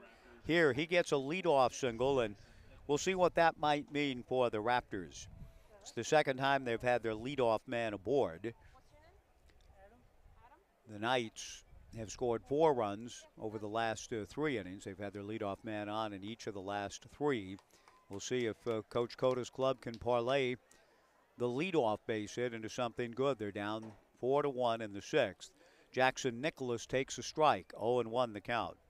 Jackson has popped to short and singled home a run. A throw to first base and Ryan Camacho back. Caden Siegel has pitched extremely well, has gone all the way, and here he is in the 6th inning with the Knights leading 4-1.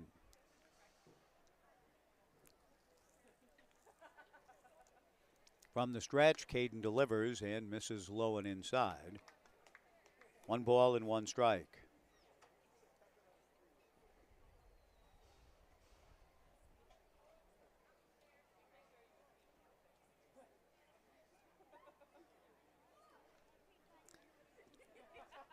Siegel back to the plate. Breaking ball bunted up along third. Foul. Catcher Tyler Howard lets the ball roll. And the count goes to 1-2.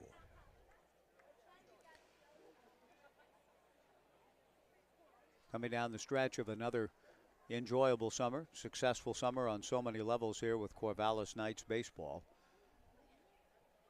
Summer's lease hath all too short a date, and every part of the night season this time of year we're sorely reminded of it. Pleasant night. In some ways it feels like this will just go on and on and on. It's another warm summer evening at the park. But the days will dwindle down here. The pitch on the way, pounded foul, and then we move into a college football season that has so much anticipation and excitement around it. It should still, for the conference as we know it, won last season, and then it's all splintered apart, broken all up and done after this year. It's still just almost impossible to comprehend. The 1-2 pitch is swung on and missed, strike 3. It's going to be important, certainly for Jonathan, and to keep his team, his players, and everybody locked in on a team that many have argued have a chance to compete for the North Division title and perhaps play their way into the championship game. And as I suggested earlier, when I still thought there was a chance to keep the Pac-9 or the Pac-7 or the Pac-10 or the Pac-4 or the whatever intact, that all the Beavers needed to do was to show their value as a power member, throw to first, and just getting back is Ryan Camacho. All they need to do is make the playoff, maybe win the playoff, win a national championship. Then maybe somebody will say, how about that Oregon State outfit? Maybe we should invite them. I don't know what it's all going to come to, folks. I just know that a Knights baseball season is winding down. There's been another true pleasure to be around, another throw to first, and Ryan Camacho back. And up next, when the Knights baseball season ends, after next weekend in postseason play, we get ready for a year in football for Oregon State that, in a sense, will be unlike any other ever with what the future portends. A ground ball to the hole at short, backhanded by Yukamoto, goes to Lee for 1, on to first, not in time. But a good play, nevertheless. A fielder's choice for Nick Siemens, 6-4. And with 2 down in the inning, Henry Mensch, the batter. Henry is popped to second and sacrificed. Yukamoto to lead to Avila, and that was closer than I really thought it had any right to be when the ball first left the bat of Nick Siemens. 4-1 Knights in the top of the 6th inning. The first pitch missing high and inside to Henry. 1 ball and no strikes.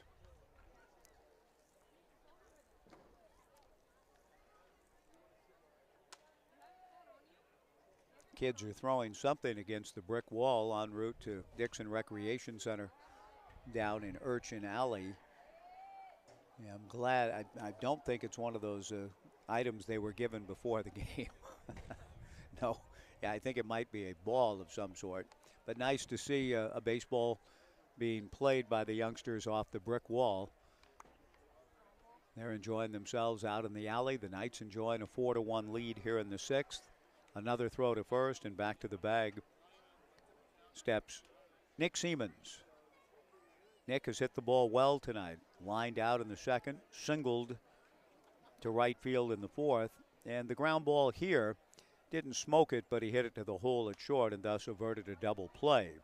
Mensch, a fly ball down the right field line, a long run for Sam Stem giving chase. He slides into the warning track area. not able to come up with it, and the count goes to 1 ball and 2 strikes to Henry. Cole Sheehan on deck. The Raptors' lone run coming in the 3rd. The Knights with 2 in the 3rd and 2 in the 5th.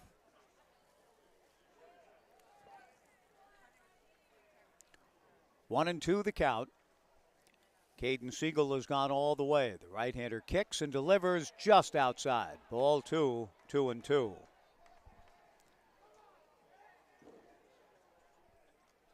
A collective groan from within the Knights dugout. They felt that Caden had hit his spot.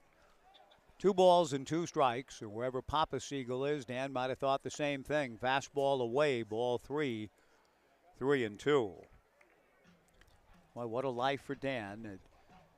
Last night in Portland, getting to watch his son, Kellen, close the Knights' 5-2 win over the Pickles. Come back to the ballpark in Corvallis today and watch his other son, Caden, start and work his way through the 6th inning.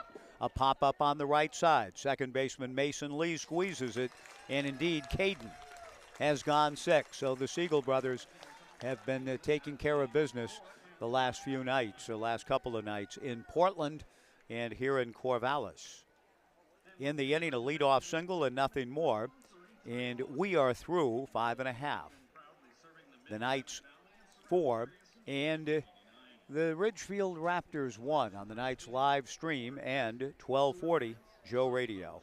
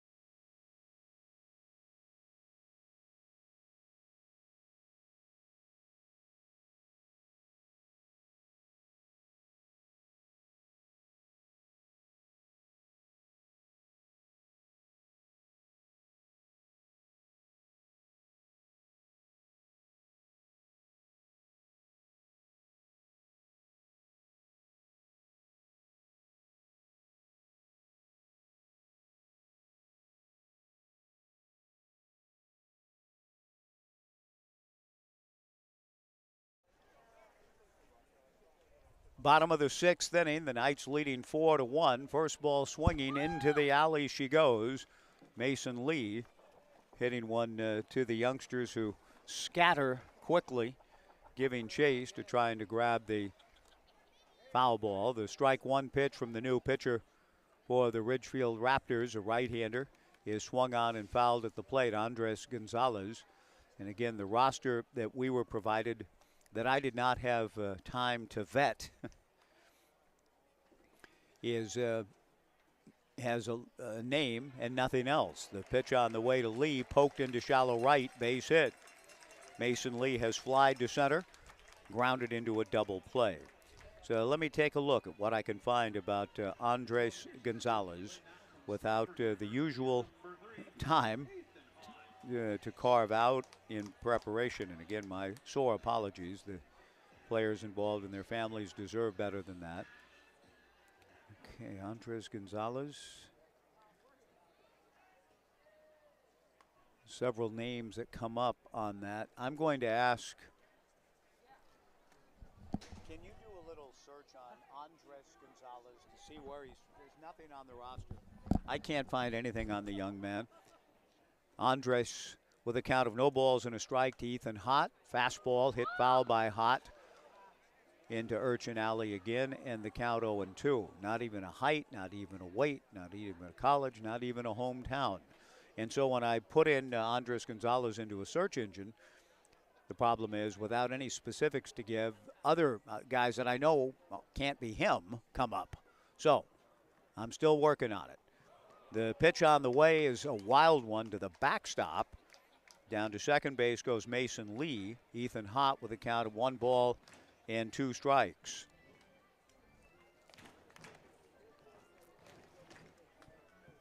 Out to the mound, Andres' battery mate Cole Sheehan, and Amy Weiss, who has been another producer along the way the last couple of summers for yours truly, trying to ply point streak and see if we can come up with some data on young Andre, who's in the ball game now.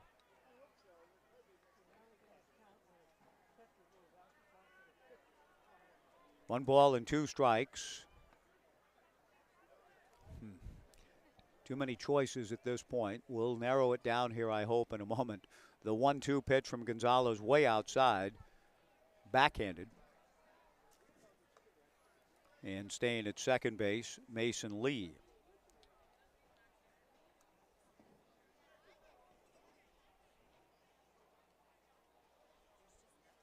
Yeah, I got you. Hey, maybe you can see if you can find it back on that roster page you sent me, which I've lost. Okay.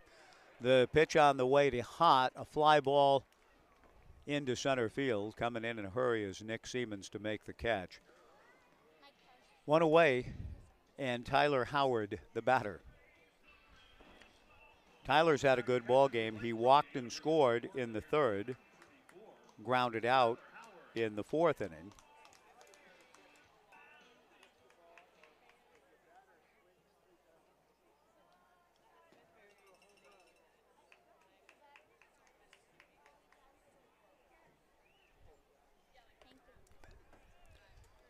The first pitch to Tyler misses for ball 1, 1-0.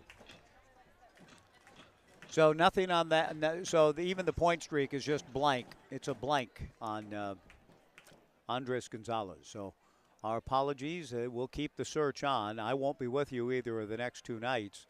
Otherwise, thank you. Otherwise, I would go down and talk to Coach Cota or someone. A pitch clock violation has been charged against Gonzalez to run the count to 1-1.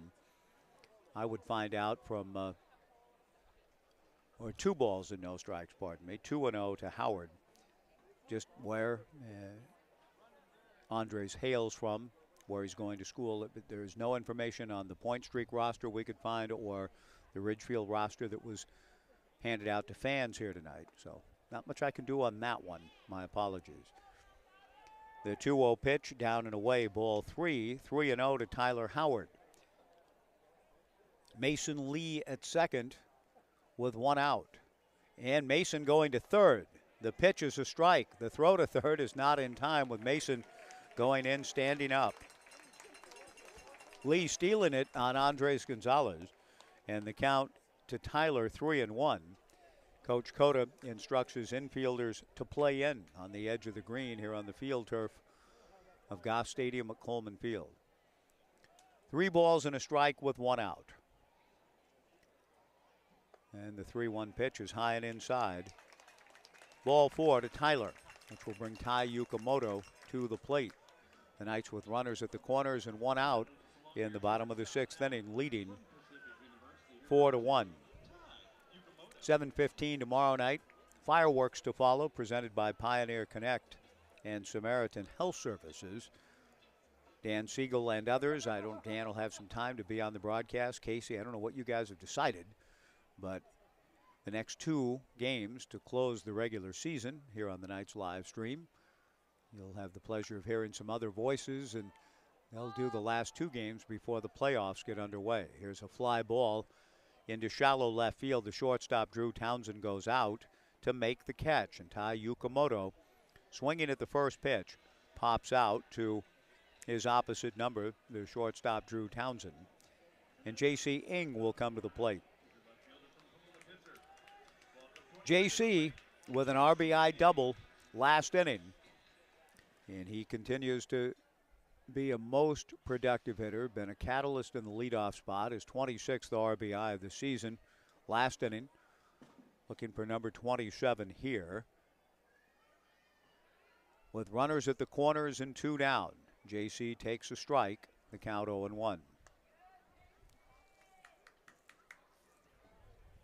Brooke Knight enjoys the delayed steal, double steal stratagem.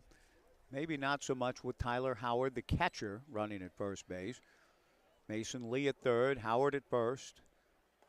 And Howard does go and does not induce a throw. And again, Brooke Knight is certainly consistent in his approach. First and third, 2 down, often will send a runner.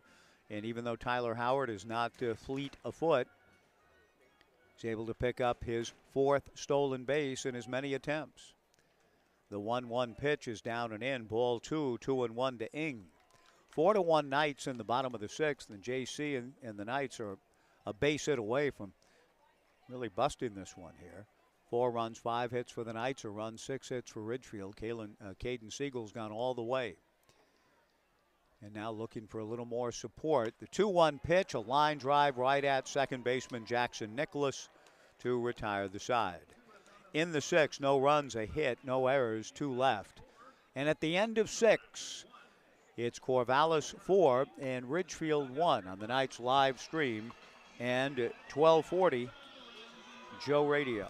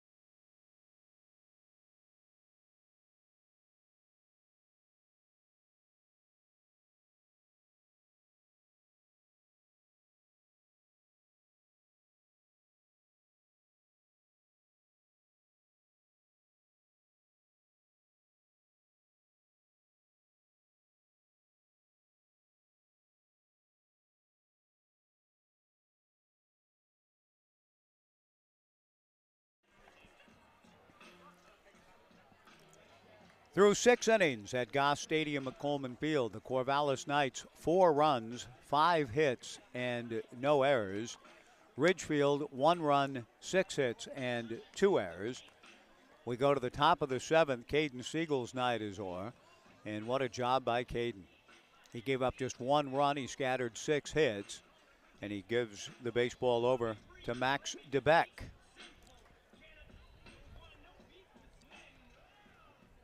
DeBeck in the transfer portal, as are most schools. DeBeck taking over here in the top of the 7th inning, 6'6", 220-pound right-hander, Folsom Lake College. It was nice to see Max's mother, Lisa, at Walker Stadium at Lentz Park a couple of nights ago. I think they got to see Max pitch if they both were there. They're not here tonight. I know that from Amy Weiss to my left, co-producer, who has not been able to find any data on Andres Gonzalez, by the way. But Max DeBeck pitching here tonight.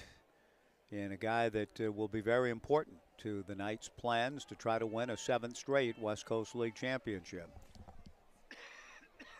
He's had a good summer. The big right-hander delivers down and in, ball one, 1-0. 4-1 Knights, top of the 7th inning. DeBeck's 17th appearance. The 1-0 pitch is hooked down the right field line in the corner, foul. 27 2/3 innings, just 13 hits allowed, 21 walks. He struggled a little bit in Portland with his control in the ball game on Wednesday night. 24 strikeouts, a record of 3-1, an earned run average of 3.15. The ball rattling around down under Casey corner in the right field corner.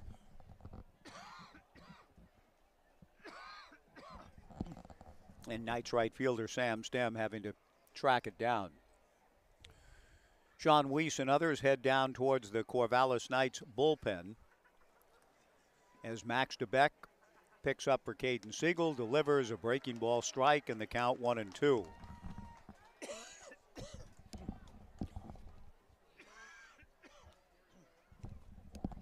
One ball and 2 strikes.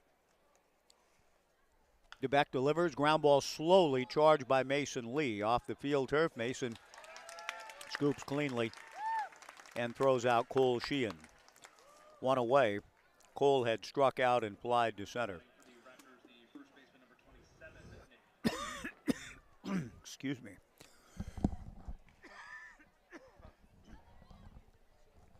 Nick Prater, the hitter.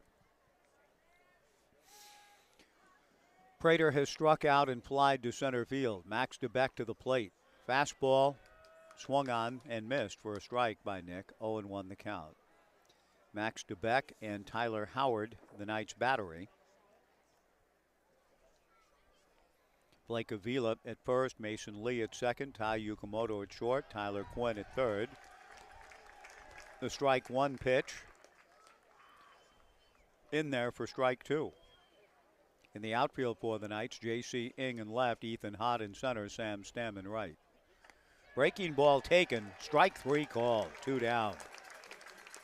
Beautiful pitch by Max DeBeck, and I know that I've uttered that phrase a number of times. I don't have the analytics button in front of me. How many times has an announcer over the course of the summer of 2023 said, beautiful pitch by Max DeBeck? I'm sure there's an app for that, an algorithm for that. There's something for that. Everything is broken down, quantified, studied, analyzed to death in the era. I just know that in watching Max pitch, it's been a pleasure to watch his stuff play and his stuff at work. And a couple of big-time breaking balls for strikeouts, for a strikeout to Prater. Now Jack Salmon takes inside. The 1-0 fastball rolled slowly up along first, foul, and the count 1-1.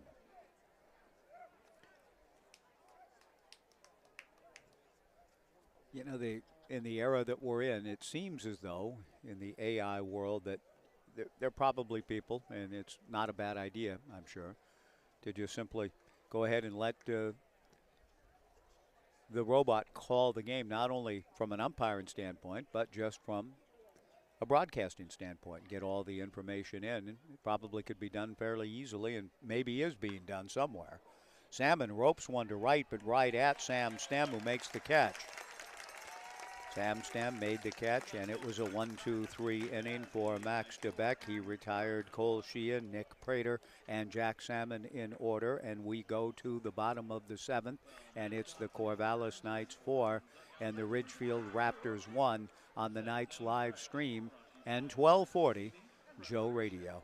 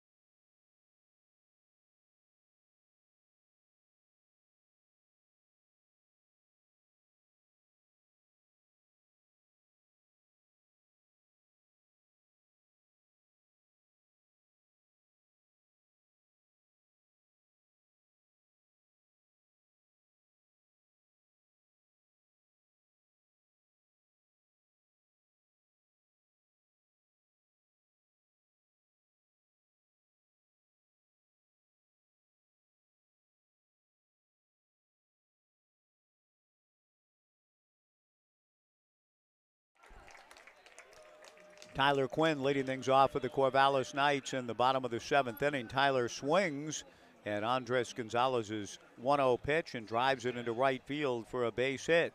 Sam Stem will be the batter. Both teams now with 6 hits.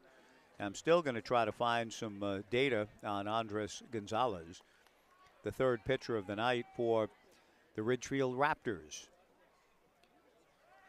There goes the runner, Tyler Quinn. The throw to second is not in time. Another stolen base.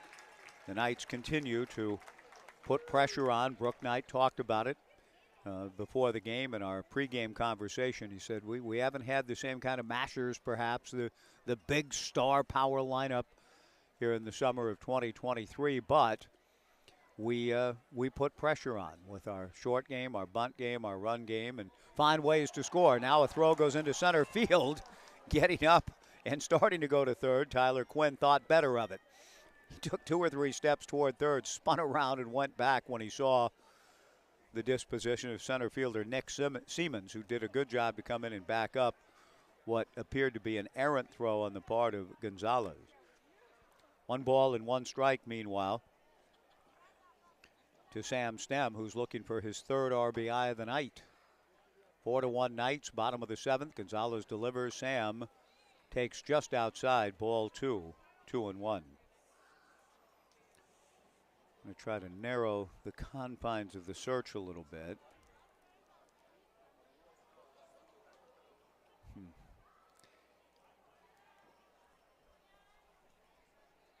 1 ball and 1 strike the count.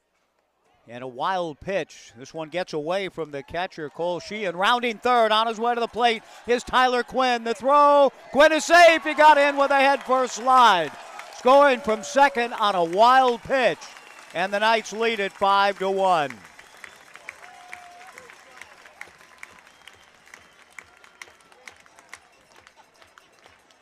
Great base running by Tyler Quinn.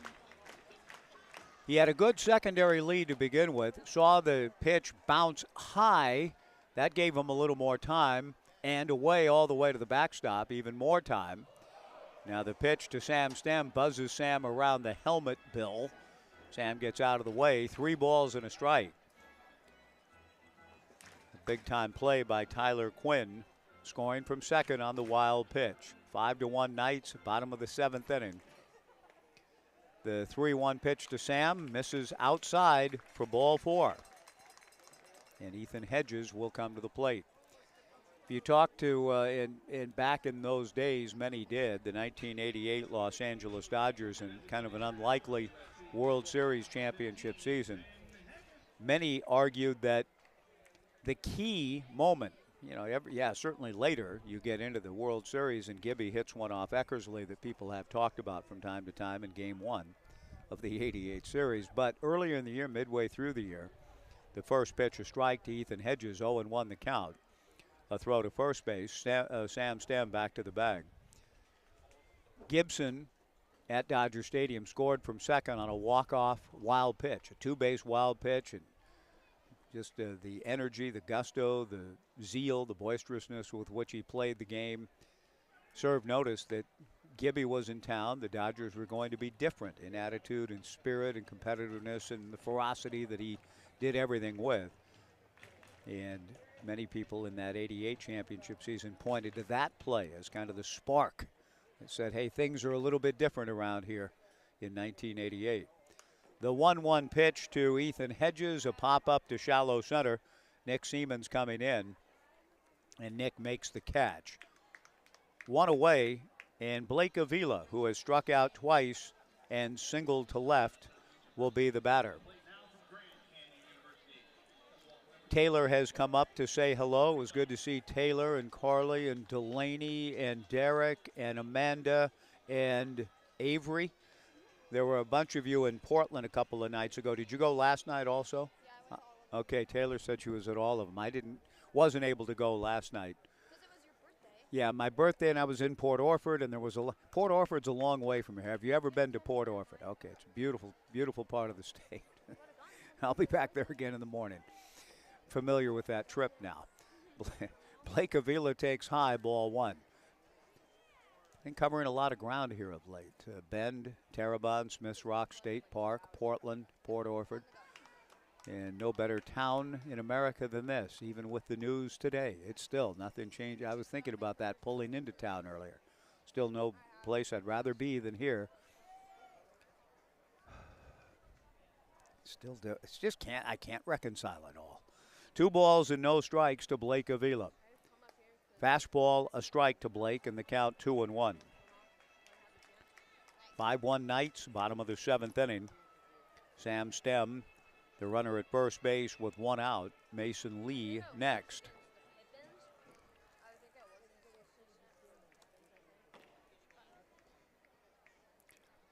Andres Gonzalez comes set. And the right-hander delivers. That's in the dirt. Sam heading down to second base and goes in, standing up on the wild pitch. Okay, I'm trying to say, no, that's a hitter. There's just too many names I cannot get to. The Ridgefield Raptors version of Andres Gonzalez. I can't find any data on this pitcher. None on the roster. And there's many Andres Gonzalez's, but they don't correspond to this guy pitching. The 3-1 pitch, are you going to try for me, Taylor? Yeah. Okay, is outside for ball 4. We're trying to figure out number 36, Andres Gonzalez. There's no data on him here. So where is this Andres Gonzalez? Who is he? Where's he from? Where's he going to school? And it's a mystery unto me. Yes. Blake Avila drawing ball 4, heads down to first. Mason Lee, the batter. So this will be the 4th person that I have attempted, that I've have asked and has attempted to try to find information on who our pitcher is. Mason Lee taking down and away ball 1, other than a young man named Andres Gonzalez. 2 on, 1 out. 5-1 Knights in the 7th. Andres to the plate, a strike, and the count 1-1. Gateway, you may have found success there. This is the Ridgefield website? Yeah. Okay. And they list him at Gateway Community College. Where exactly is that? 1 ball, 1 strike, 1 out. The breaking ball in there for a strike from Andres. Amy, where is Gateway Community College? Do you know?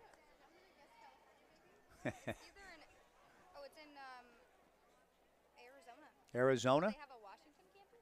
Okay. 1 ball, 2 strikes, the count to Mason Lee with 2 on and 1 out. The 1-2 fastball, pretty good one from Andres. High ball 2, 2-2. So we did find a site, a Raptors site that lists Andres as attending Gateway Community College. So now our next quest is, where the heck is Gateway Community College? Phoenix? Okay, thank you, Taylor. The 2-2 pitch, we're learning more and more as we go.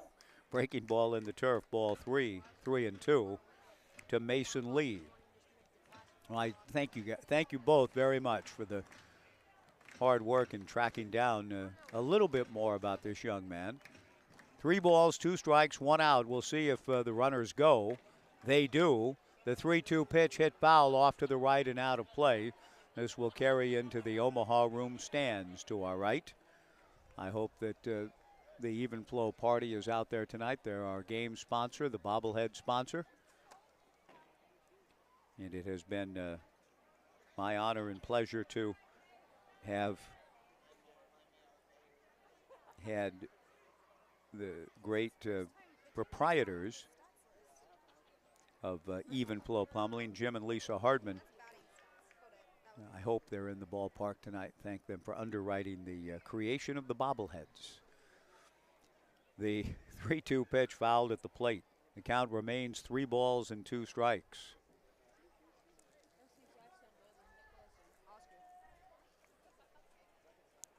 Sam Stem at second base. Blake Avila at first, both drawing walks. Tyler Quinn has scored a run in the inning. It's 5-1 Knights in the bottom of the 7th inning. Gonzalez ready. The runners go. The 3-2 pitch is high for ball 4. So 3 walks in the inning for Gonzalez. Huh? You think he's from Nogales, Arizona? Okay, that looks about right, too, particularly if he's going to school at Gateway, kind of putting it all together. He's had some good outings this season. On July 15th against Yakima Valley, 4 innings with no runs and 5 strikeouts. Thank you, Taylor. Ethan Hott, the batter, takes a strike. Believed to be from Nogales, south of Arizona, Big 12 country. Bases loaded and 1 out. The strike 1 pitch is grounded into right field by Ethan Hott for a base hit. Sam Stem scores. Stopping at third base is Blake Avila. An RBI single for Ethan Hott, and the Knights lead it 6-1. The bases will stay full for Tyler Howard. Now, I don't know if it's a matter of just as we're beginning to find some things out about Andres that he may leave the game. There is a left-hander throwing in the bullpen back of Gonzalez. Ridgefield is not in desperation mode by any means for its playoff life. They're the #1 seed in the first round. They will not have an opportunity to be the best overall record and thus ensure themselves a championship game at home. They could still have it at home. They'd have to win the best-of-3 series against the 4 seed, then win the 1-game winner-take-all for the South Division, then play for the championship. Though both of those are single-game affairs. The pitch to Tyler Howard hit foul off to the right. But if they were in more of a we've-got-to-win mode, they probably would have made a move by now, with Andres giving up a base hit and 3 walks in the inning. And another hit now to drive in a second run. 6-1 Knights in the 7th. Bases loaded and 1 out. The infield a double play depth for Ridgefield. Gonzalez set. The right-hander delivers. Fastball up and in. Ball 2. 2-1. Tai Yukamoto on deck. It has been kind of a strange sky this evening. Beautiful clarity down in the southern Oregon coast, both yesterday and on the drive up. What a gorgeous setting just as you come north out of Port Orford on 101. The 2-1 pitch inside for ball 3, 3-1. Gonzalez a pitch away from walking in a run. A left-hander is throwing back of him. The Raptors without the anxieties of trying to make postseason play. They're safely in. And will begin Tuesday on the road and then host the next 2 if necessary. The 3-1 pitch swung on and lifted into Urchin Alley to the right. The count remains, or moves, I should say. 3 balls and a strike. With the bases loaded and 1 out in the bottom of the 7th inning. From the stretch, the 3-1 pitch, high and inside, ball 4. And that may be the last of Andres as he issues his 4th walk of the inning. We believe we've kind of tracked him to Nogales and Gateway Community College. He walks in a run with Tyler Howard picking up the RBI. Blake Avila coming down the line to score. 7-1 Knights. The bases remain loaded. Tai Yukamoto the batter, and it looks as though we'll have a pitching change coming. A very slow walk being made out to the hill by Rob Paramo, the pitching coach for the Ridgefield Raptors. He's yet to make an indication to the bullpen. But there's been a left-hander down there throwing much of this inning, and it would appear, given 4 walks and 2 hits allowed in the inning, that it would be the end of the line for Andres. But still no signal given as of yet. The Knights leading 7-2 in the bottom of the 7th inning, have scored 3 times. They have the bases loaded with 1 out. Home plate umpire not in any particular hurry to break up the meeting to see what the Raptors might want to do. Just a long conversation, and maybe it buys a little bit more time. It's a left-handed hitter with a matchup potentially of a left-hander facing Tai Yukamoto, but Coach Paramo, after the long chat, stays with Andres Gonzalez. Yukamoto singled to right field in the third, walked and scored in the fifth, and popped out in the sixth inning. Bases loaded and one out. 7-1 Knights in the bottom of the seventh inning. Trying to take a step toward an 8th consecutive series win. There are only 9 series in each half. The pitch on the way to Yukamoto popped up. The infield fly rule is invoked. The shortstop, Drew Townsend, makes the catch. There are 2 down, and J.C. Ng will come to the plate. The Knights lost the opening series of the second half. 2 Cowlitz have won the last 7.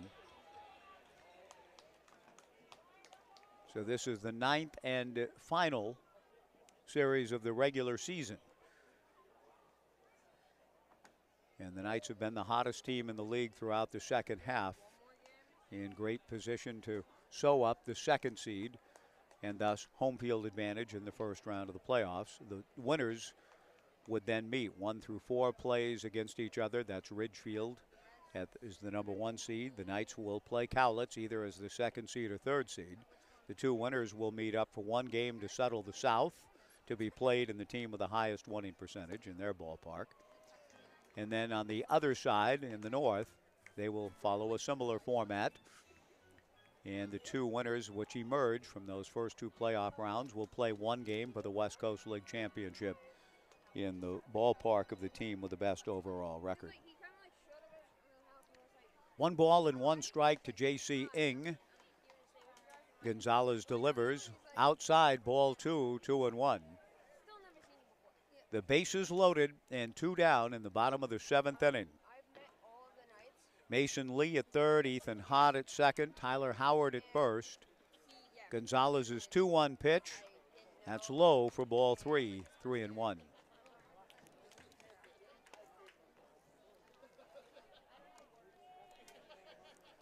Gonzalez has had a really rough inning. He's walked 4. If he walks another one here, that would be his 5th. And 2nd with the bases loaded, and that's exactly what he does. Outside, ball 4. The Knights have scored 4 more runs in the inning and lead it 8-1, with Mason Lee coming down the line to score. The batter is Tyler Quinn, and that will do it. Coach Cota on his way out to the mound, and we will see a new pitcher coming in from the ballpark. So as we see the left-hander who's been pitching throughout this half inning finally getting a chance to come into the game, we will take a 2-minute pitching change break. It's the Knights 8 and Ridgefield 1. The Knights pulling away on this colorful, cloudy evening here. Sunset providing some beautiful colors in the sky. The Knights trying to continue to bust things open. 8-1 Corvallis in the 7th. Back in 2 on 1240 Joe Radio.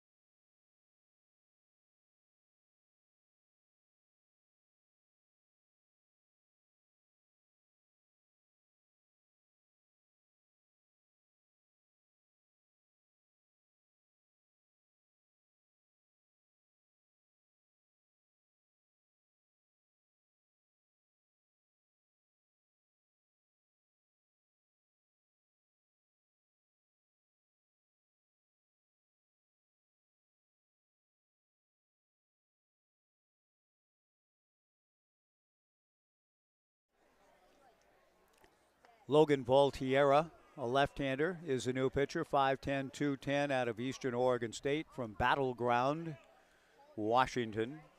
Voltiera works on Tyler Quinn with the bases loaded, 2 down. The Knights leading 8-1, and starts Tyler with a strike. 0-1 the count.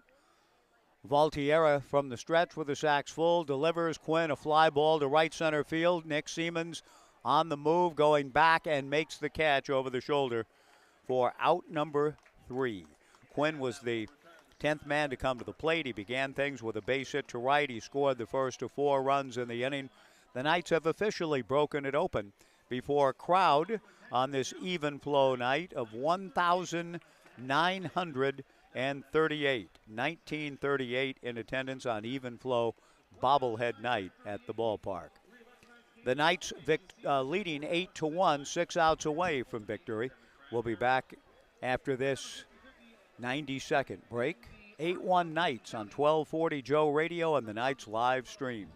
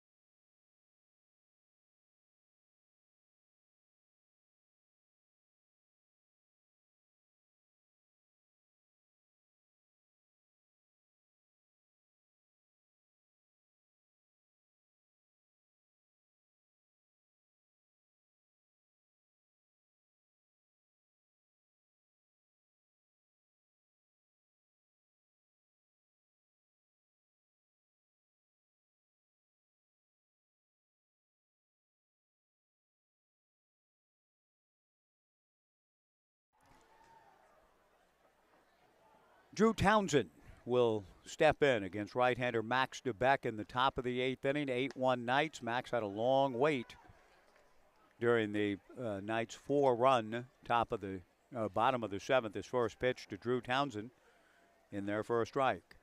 Max back to the plate, breaking ball inside, 1-1. Townsend singled to left and scored the lone run of the ball game for the Raptors in the 3rd, fly to center in the 5th. Max ready, the 1-1 pitch, hit foul down the right field line. A long run for Sam Stem, moving into foul territory.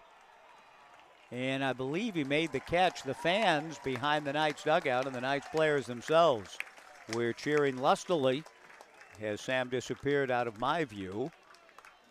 And as we often during ball games at Reser Stadium, we'll let the fans tell us whether a field goal attempt is good or no good, depending on the team involved. Beaver Nation will tell you.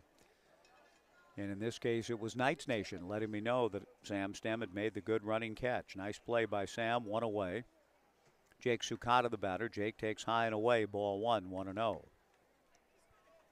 8-1 Knights, top of the 8th inning. The 1-0 pitch on the way from Max, just outside. Ball 2. 2 balls and no strikes. Sukata has popped to short, singled to center, struck out. He was thrown out at the plate trying to score on a base hit.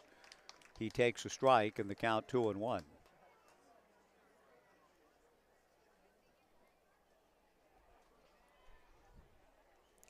The 6'6" righty Max to the plate, and Sukata hits this one high and deep to right. Back goes Sam Stem on the run, and Sam makes the catch again. Nice play. Running into foul territory for the first put out of the inning, and disappearing out of our sight en route to making the play here. Just gets a good jump on a ball, well driven by Jake Sukata. 2 down. Brook Knight on his way to the mound, which means that he's likely to make a pitching change here. And it could be Sean Weiss. Nope, it looks like it's going to be another right-hander coming in back of Max DeBeck. Max does an excellent job retiring all 5 batters that he faces. The big righty strides off, and the Knights closing in on yet another victory. Will turn to a different right-hander now. Pitching change break. We'll take a 2-minute break. The Knights 8 and Ridgefield 1 will be back in 2 on the Knights live stream and 1240 Joe Radio.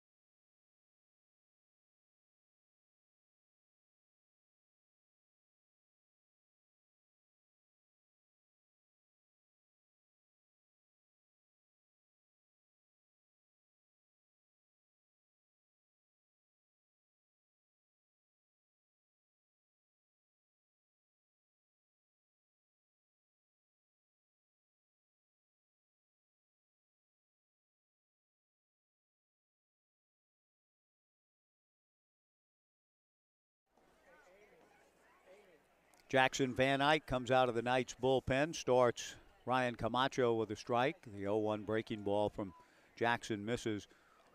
1 ball and 1 strike the count. Camacho has 2 base hits for the Raptors, who trail the Knights 8-1. 2 down, nobody on in the 8th. Van Eyck misses down and in.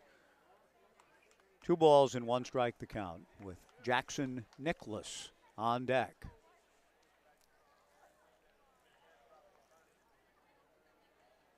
Van Eyck's 2-1 pitch. Fastball pumped through for a strike. 2-1 the count.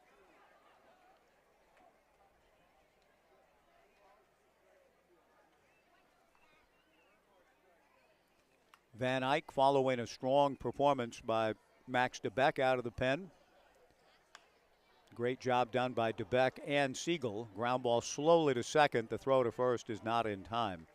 The ball getting by Van Eyck, enabling Camacho, who runs well, gets a leg base hit, his second of the ball game. An infield single, his 3rd hit of the night. Van Eyck not able to get the ball once it got by him. Knight second baseman Mason Lee, a good play, but no chance to get the speedy Camacho. Jackson Nicholas, the batter.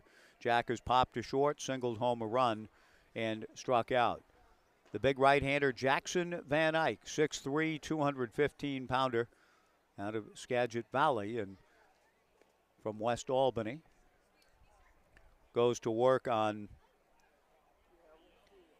Nicholas and misses low and inside. Jackson an RBI single in the 3rd to drive in the only run for the Ridgefield Raptors. The 1-0 pitch on the way, just outside. Ball 2, 2-0.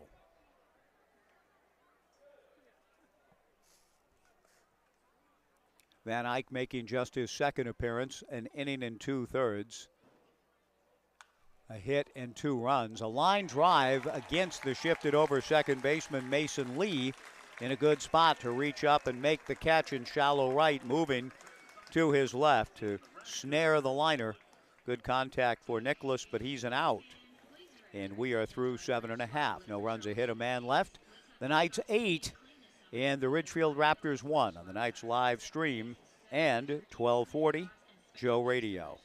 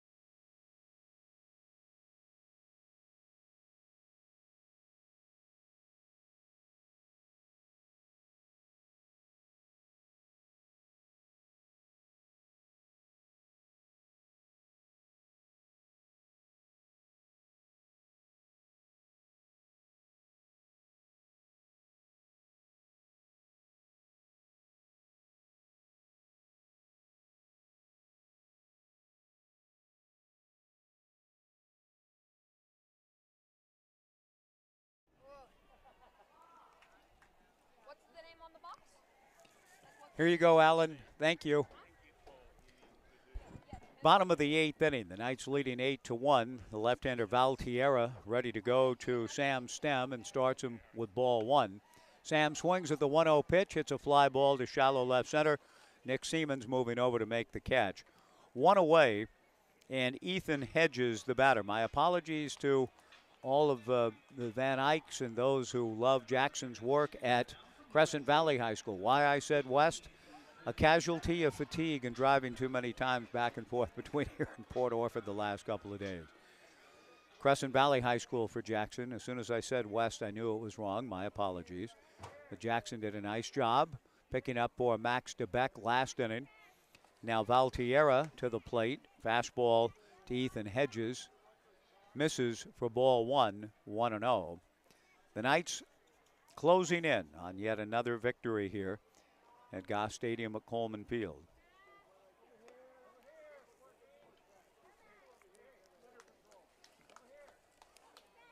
$1,938 tonight, 1938.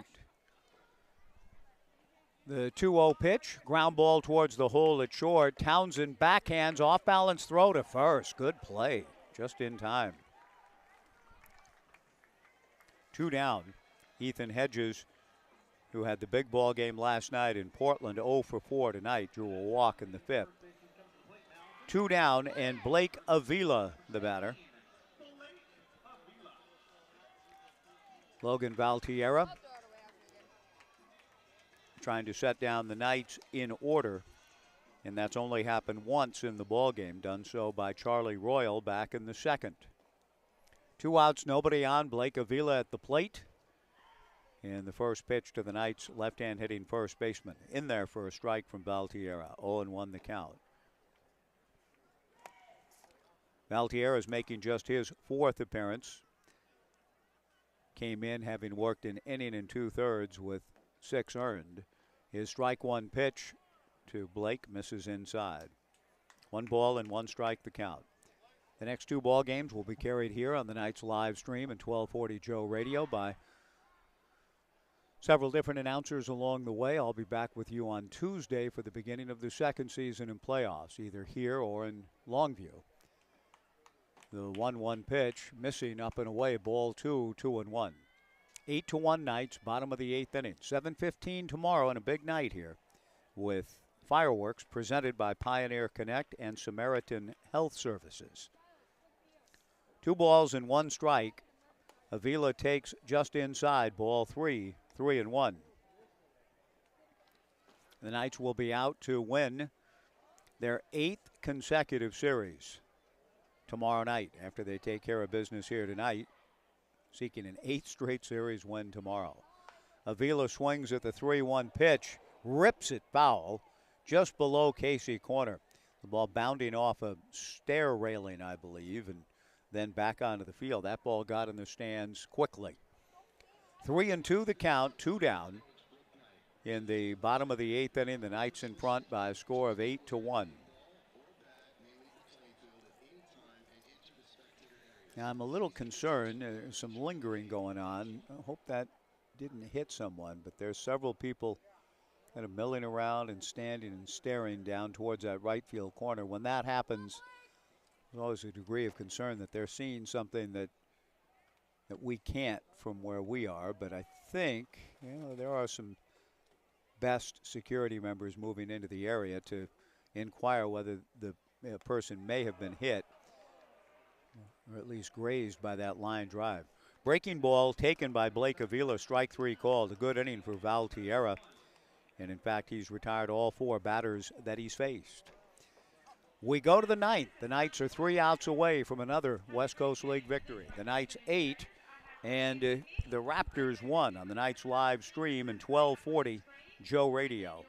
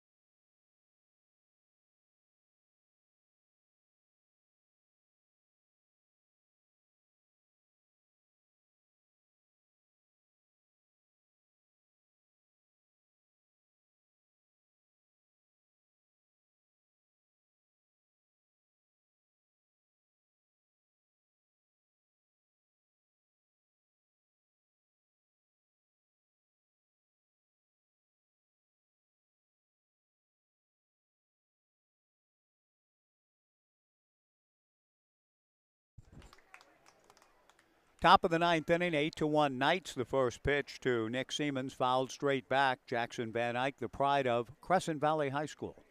Ahead of the count, 0-1 to Siemens. Nick is 1 for 3. 8 runs, 7 hits, no errors for the Knights. A run, 7 hits, 2 errors for Ridgefield. The strike 1 pitch from Van Eyck, swung on and fouled back. So the Knights 3 outs away from continuing their amazing run here down the stretch of the second half and closing in on the 2 seed for purposes of the first round of the South Division playoffs beginning Tuesday. The pitch is swung on and fouled back again, and the count, no balls and 2 strikes. Nick Siemens, Henry Mensch, and Cole Sheehan, the scheduled hitters against Jackson Van Eyck in the top of the 9th inning. 8-1 Corvallis. The strike 2 pitch, fastball grounded wide of third. Tyler Quinn trying to get the ball out of his glove. Juggles and is not able to. We'll see how Brooks Hatch handles the scoring on this one. It was going to be close on a slowly hit ball, but I believe that Tyler will be charged with a rare error. And indeed it is an E5. Nick Siemens aboard. And the batter is Henry Mensch. Mensch is 0 for 2 with a sacrifice. A throw to first and Nick Siemens back. Top of the ninth inning, 8-1 Knights. Ridgefield scored the game's first run. A singleton in the third. That's been the Raptors' only run. The pitch on the way hits Henry Mensch. And so instead of 1 out and nobody on to open the inning, an error, a hit batter, 2 on, nobody out. Cole Sheehan is the batter. The Knights scored 2 in the bottom of the third to take the lead, added 2 more in the fifth, and then without really much swinging going on in the seventh, the Knights scored 4 times, drawing 5 walks in the inning. Tyler Howard out to the mound for a conversation with his battery mate, Jackson Van Eyck. Caden Siegel, Max DeBeck, and now Jackson. And the Knights pitching has been excellent again. In the victory over Portland on Tuesday, no earned runs allowed in the win. The Knights pulling away to win fairly handily then on Wednesday. Won again last night 5-2. Strong pitching from Miles Gostola, Neil Feist, and Kellen Siegel. Caden Siegel set the tone tonight. So the Knights doing many things well in building momentum towards what they hope will be a 7th consecutive West Coast League championship. The Knights a little out of sorts here in the inning. A balk called against Van Eyck. So an error, a hit batter, a balk. The runners move to third. Nick Siemens, it's okay. Siemens to third base. Henry Mensch to second. The first pitch missing just outside. Ball 1, 1-0. First base open, 8-1 Knights. The Raptors trying to make things a little bit more respectable here in the final inning. The pitch on the way, taken for a strike, and the count 1-1 to Cole Sheehan. Cole is 0 for 3. The infield at normal depth. Jackson Van Eyck works out of the stretch, the right-hander to the plate, fastball very high. Ball 2, 2-1. I know Brook Knight well enough to know that if anything else untoward occurs, that he either will send Bo Kearns out or begin to get some activity going in his bullpen, taking nothing for granted. And that untoward thing could be something also known as the title of Boughton's bestseller. The pitch missing here, 3-1 the count. Second and third, nobody out. 8-1 Knights. The 3-1 pitch, a strike, and the count goes full to 3-2.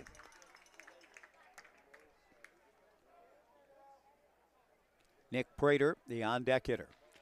8-1 Knights in the top of the ninth inning.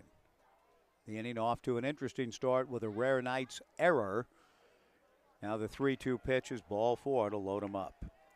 And that so often just can kind of set, when you talk about quote-unquote setting a tone. It appeared as though it was going to be 1 out, nobody on to open the inning, and instead the Knights find themselves having to work for this a little bit more than perhaps they anticipated, with respect to a little anxiety here at the end. Jovan Camacho, whether he's any relation to Ryan, I don't know, again, because there's no information on Jovan Camacho on the roster that we've been given. The bases loaded. Camacho is pinch hitting for Nick Prater.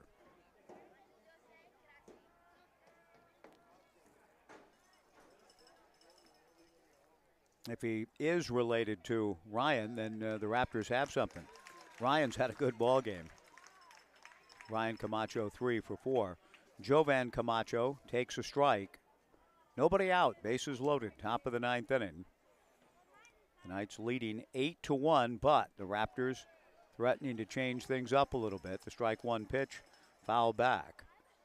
No balls and 2 strikes the count. 7:15 tomorrow night with fireworks to follow. Camacho grounds one into left field, base hit. Nick Seaman scores, Henry Mensch will too. So it's now 8-3 with nobody out in the top of the ninth inning. The pinch hit, base hit, the Camacho players, whether they are related or not, Jovan out of the College of the Canyons with a pinch hit 2-run single cuts the Knights' lead to 8-3. Jack Salmon, the batter. Stopping at second base on the play was Cole Sheehan. 8-3 Knights. The pitch on the way to Jack Salmon, swung on and missed. 0-1 the count.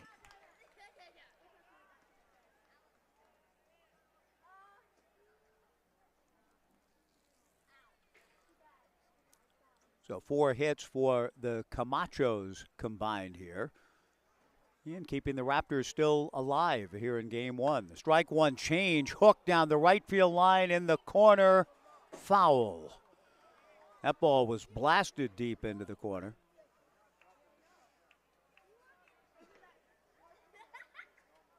And the count, no balls and 2 strikes. Just missed an extra base hit that would have plated 2 more and turned the game around. Seriously, it would have led Coach Brooke Knight to begin to perhaps hastily get his bullpen in order.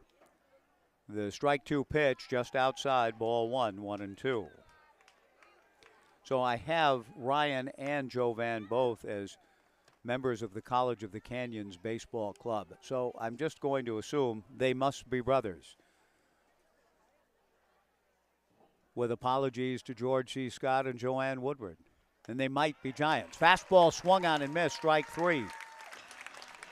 1 away. Good try. And it's a big out for Jackson Van Eyck just in terms of keeping things in a somewhat kempt state of affairs. Drew Townsend, the batter, has singled, flied to center, and flied to right. 8-3 Knights, top of the 9th inning.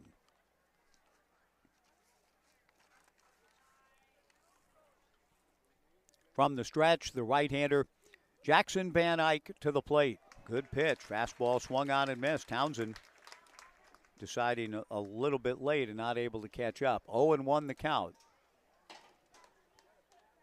2 on and 1 out, 2 runs in for the Raptors. Trying to keep things interesting here late. Van Eyck over the top, fastball just missed, and the count 1-1. 7:15 tomorrow night. Live stream carried here on the Knights YouTube channel and 1240 Joe Radio. I'm not quite sure who will be calling for you, but you'll get a good look on the big fireworks night. Line drive to right field. Sam Stem on the move, tracks it down. 2 down.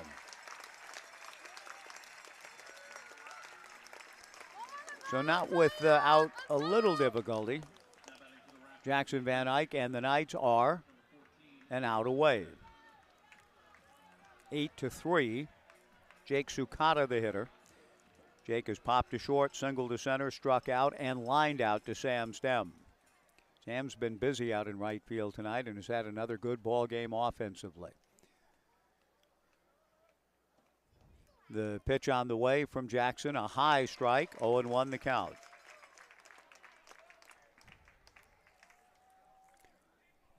Two on and 2 out in the top of the 9th inning. Cole Sheehan at second. Jovan Camacho at first. The strike 1 pitch, slashed foul, past Coach Cota and down the line, and the Knights are a strike away. 1,938 looking on tonight. It's been a real pleasure to be here at the ballpark. A great sanctuary of sorts here tonight. Not that we were without questions and some collective sighs and groans, almost feelings of despair shared together by many of us tonight in this ballpark. At the same time, it's been wonderful to be out here and grateful for the support of the Corvallis Knights in creating a bobblehead night, thanks to the late Jen Beaumont, her idea along those lines, and Bree and Dan supporting it. Thanks to all the fans who got them here, and to Even Flow for their sponsorship.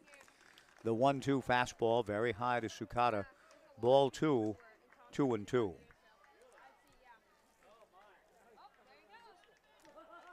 Top of the 9th inning, 8-3 Knights. 2 balls, 2 strikes, 2 on and 2 out.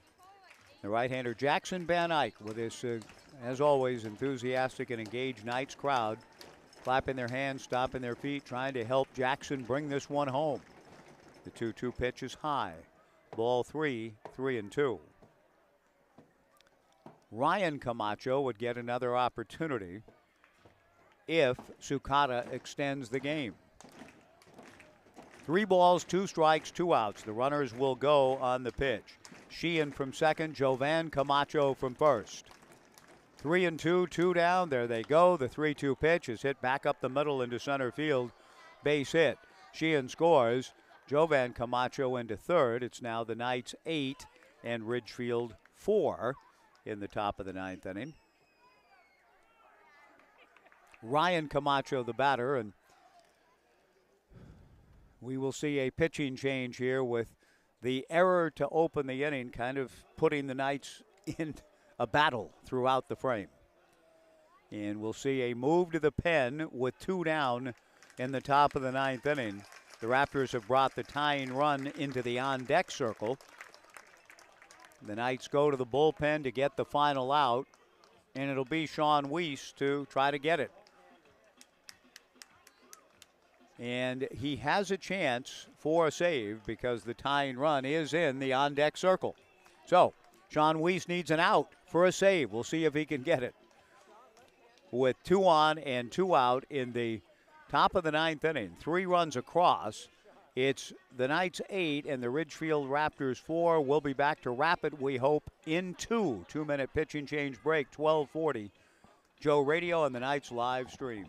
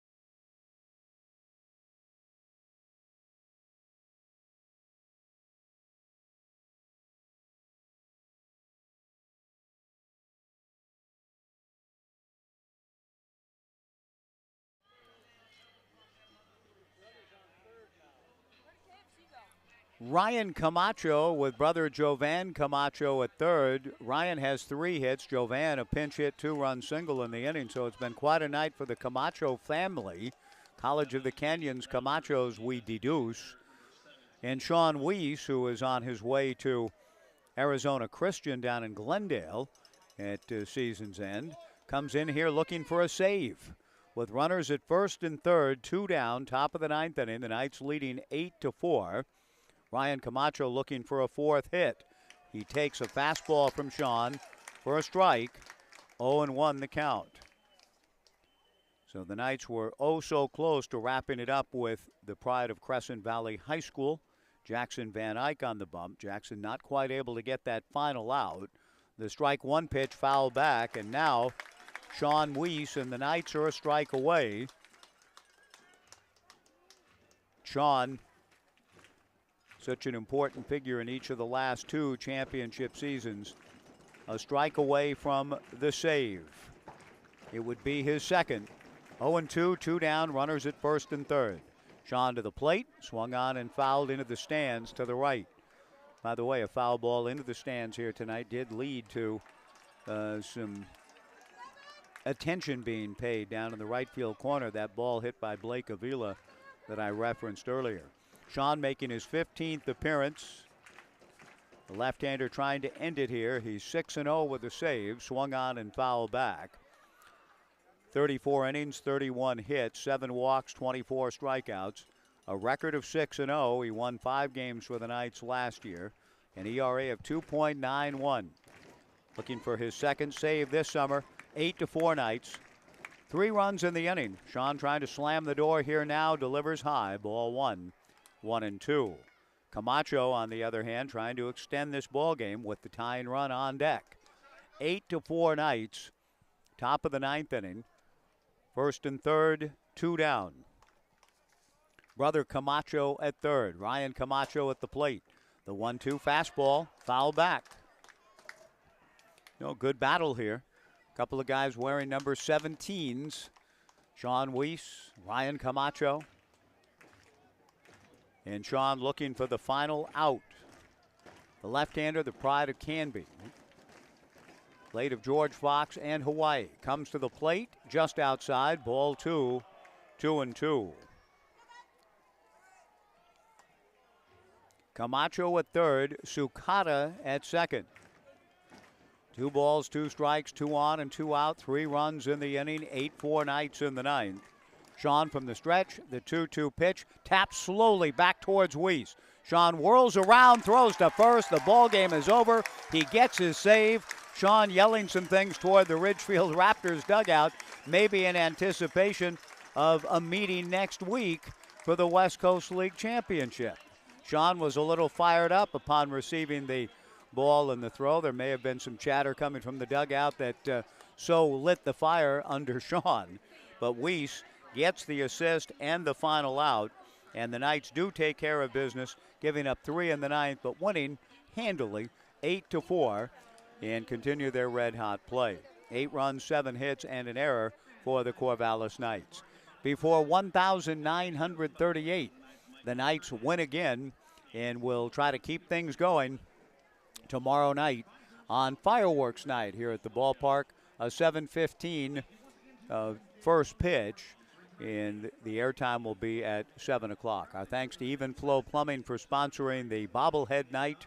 That was a true honor for me and a joy to experience this evening here at the ballpark. Thank you for making what has been one of the toughest days that I can remember in my own professional life in terms of trying to assimilate and deal with news of the falling apart of a precious and beloved entity known as the Pac-12 Conference my entire life. Started watching USC games in 1966, and it's just always been part of my life. I'm staggered by it all. But in that beat kind of rocking and rolling and reeling and being staggered by it all, to be able to come to the ballpark tonight and receive the tribute and the honor of having a bobblehead handed out in my name, and a few folks have come up afterwards here to have them signed, it has made a tough day a great one. Thanks, Olduvai. Thanks to all of you for being here. Thanks for tuning our way on the live stream. That's going to do it until I talk to you on Tuesday. We've got 2 more games to play in the regular season. The crew will take you through tomorrow night and Sunday afternoon. Again, thanks to Even Flow Plumbing and Jim and Lisa Hardman. For Casey Lavin, this is Mike Parker. Again, our final score, the Knights 8 and Ridgefield 4. We'll talk to you next week in the playoffs on the Knights live stream and 1240 Joe Radio. So long, everybody.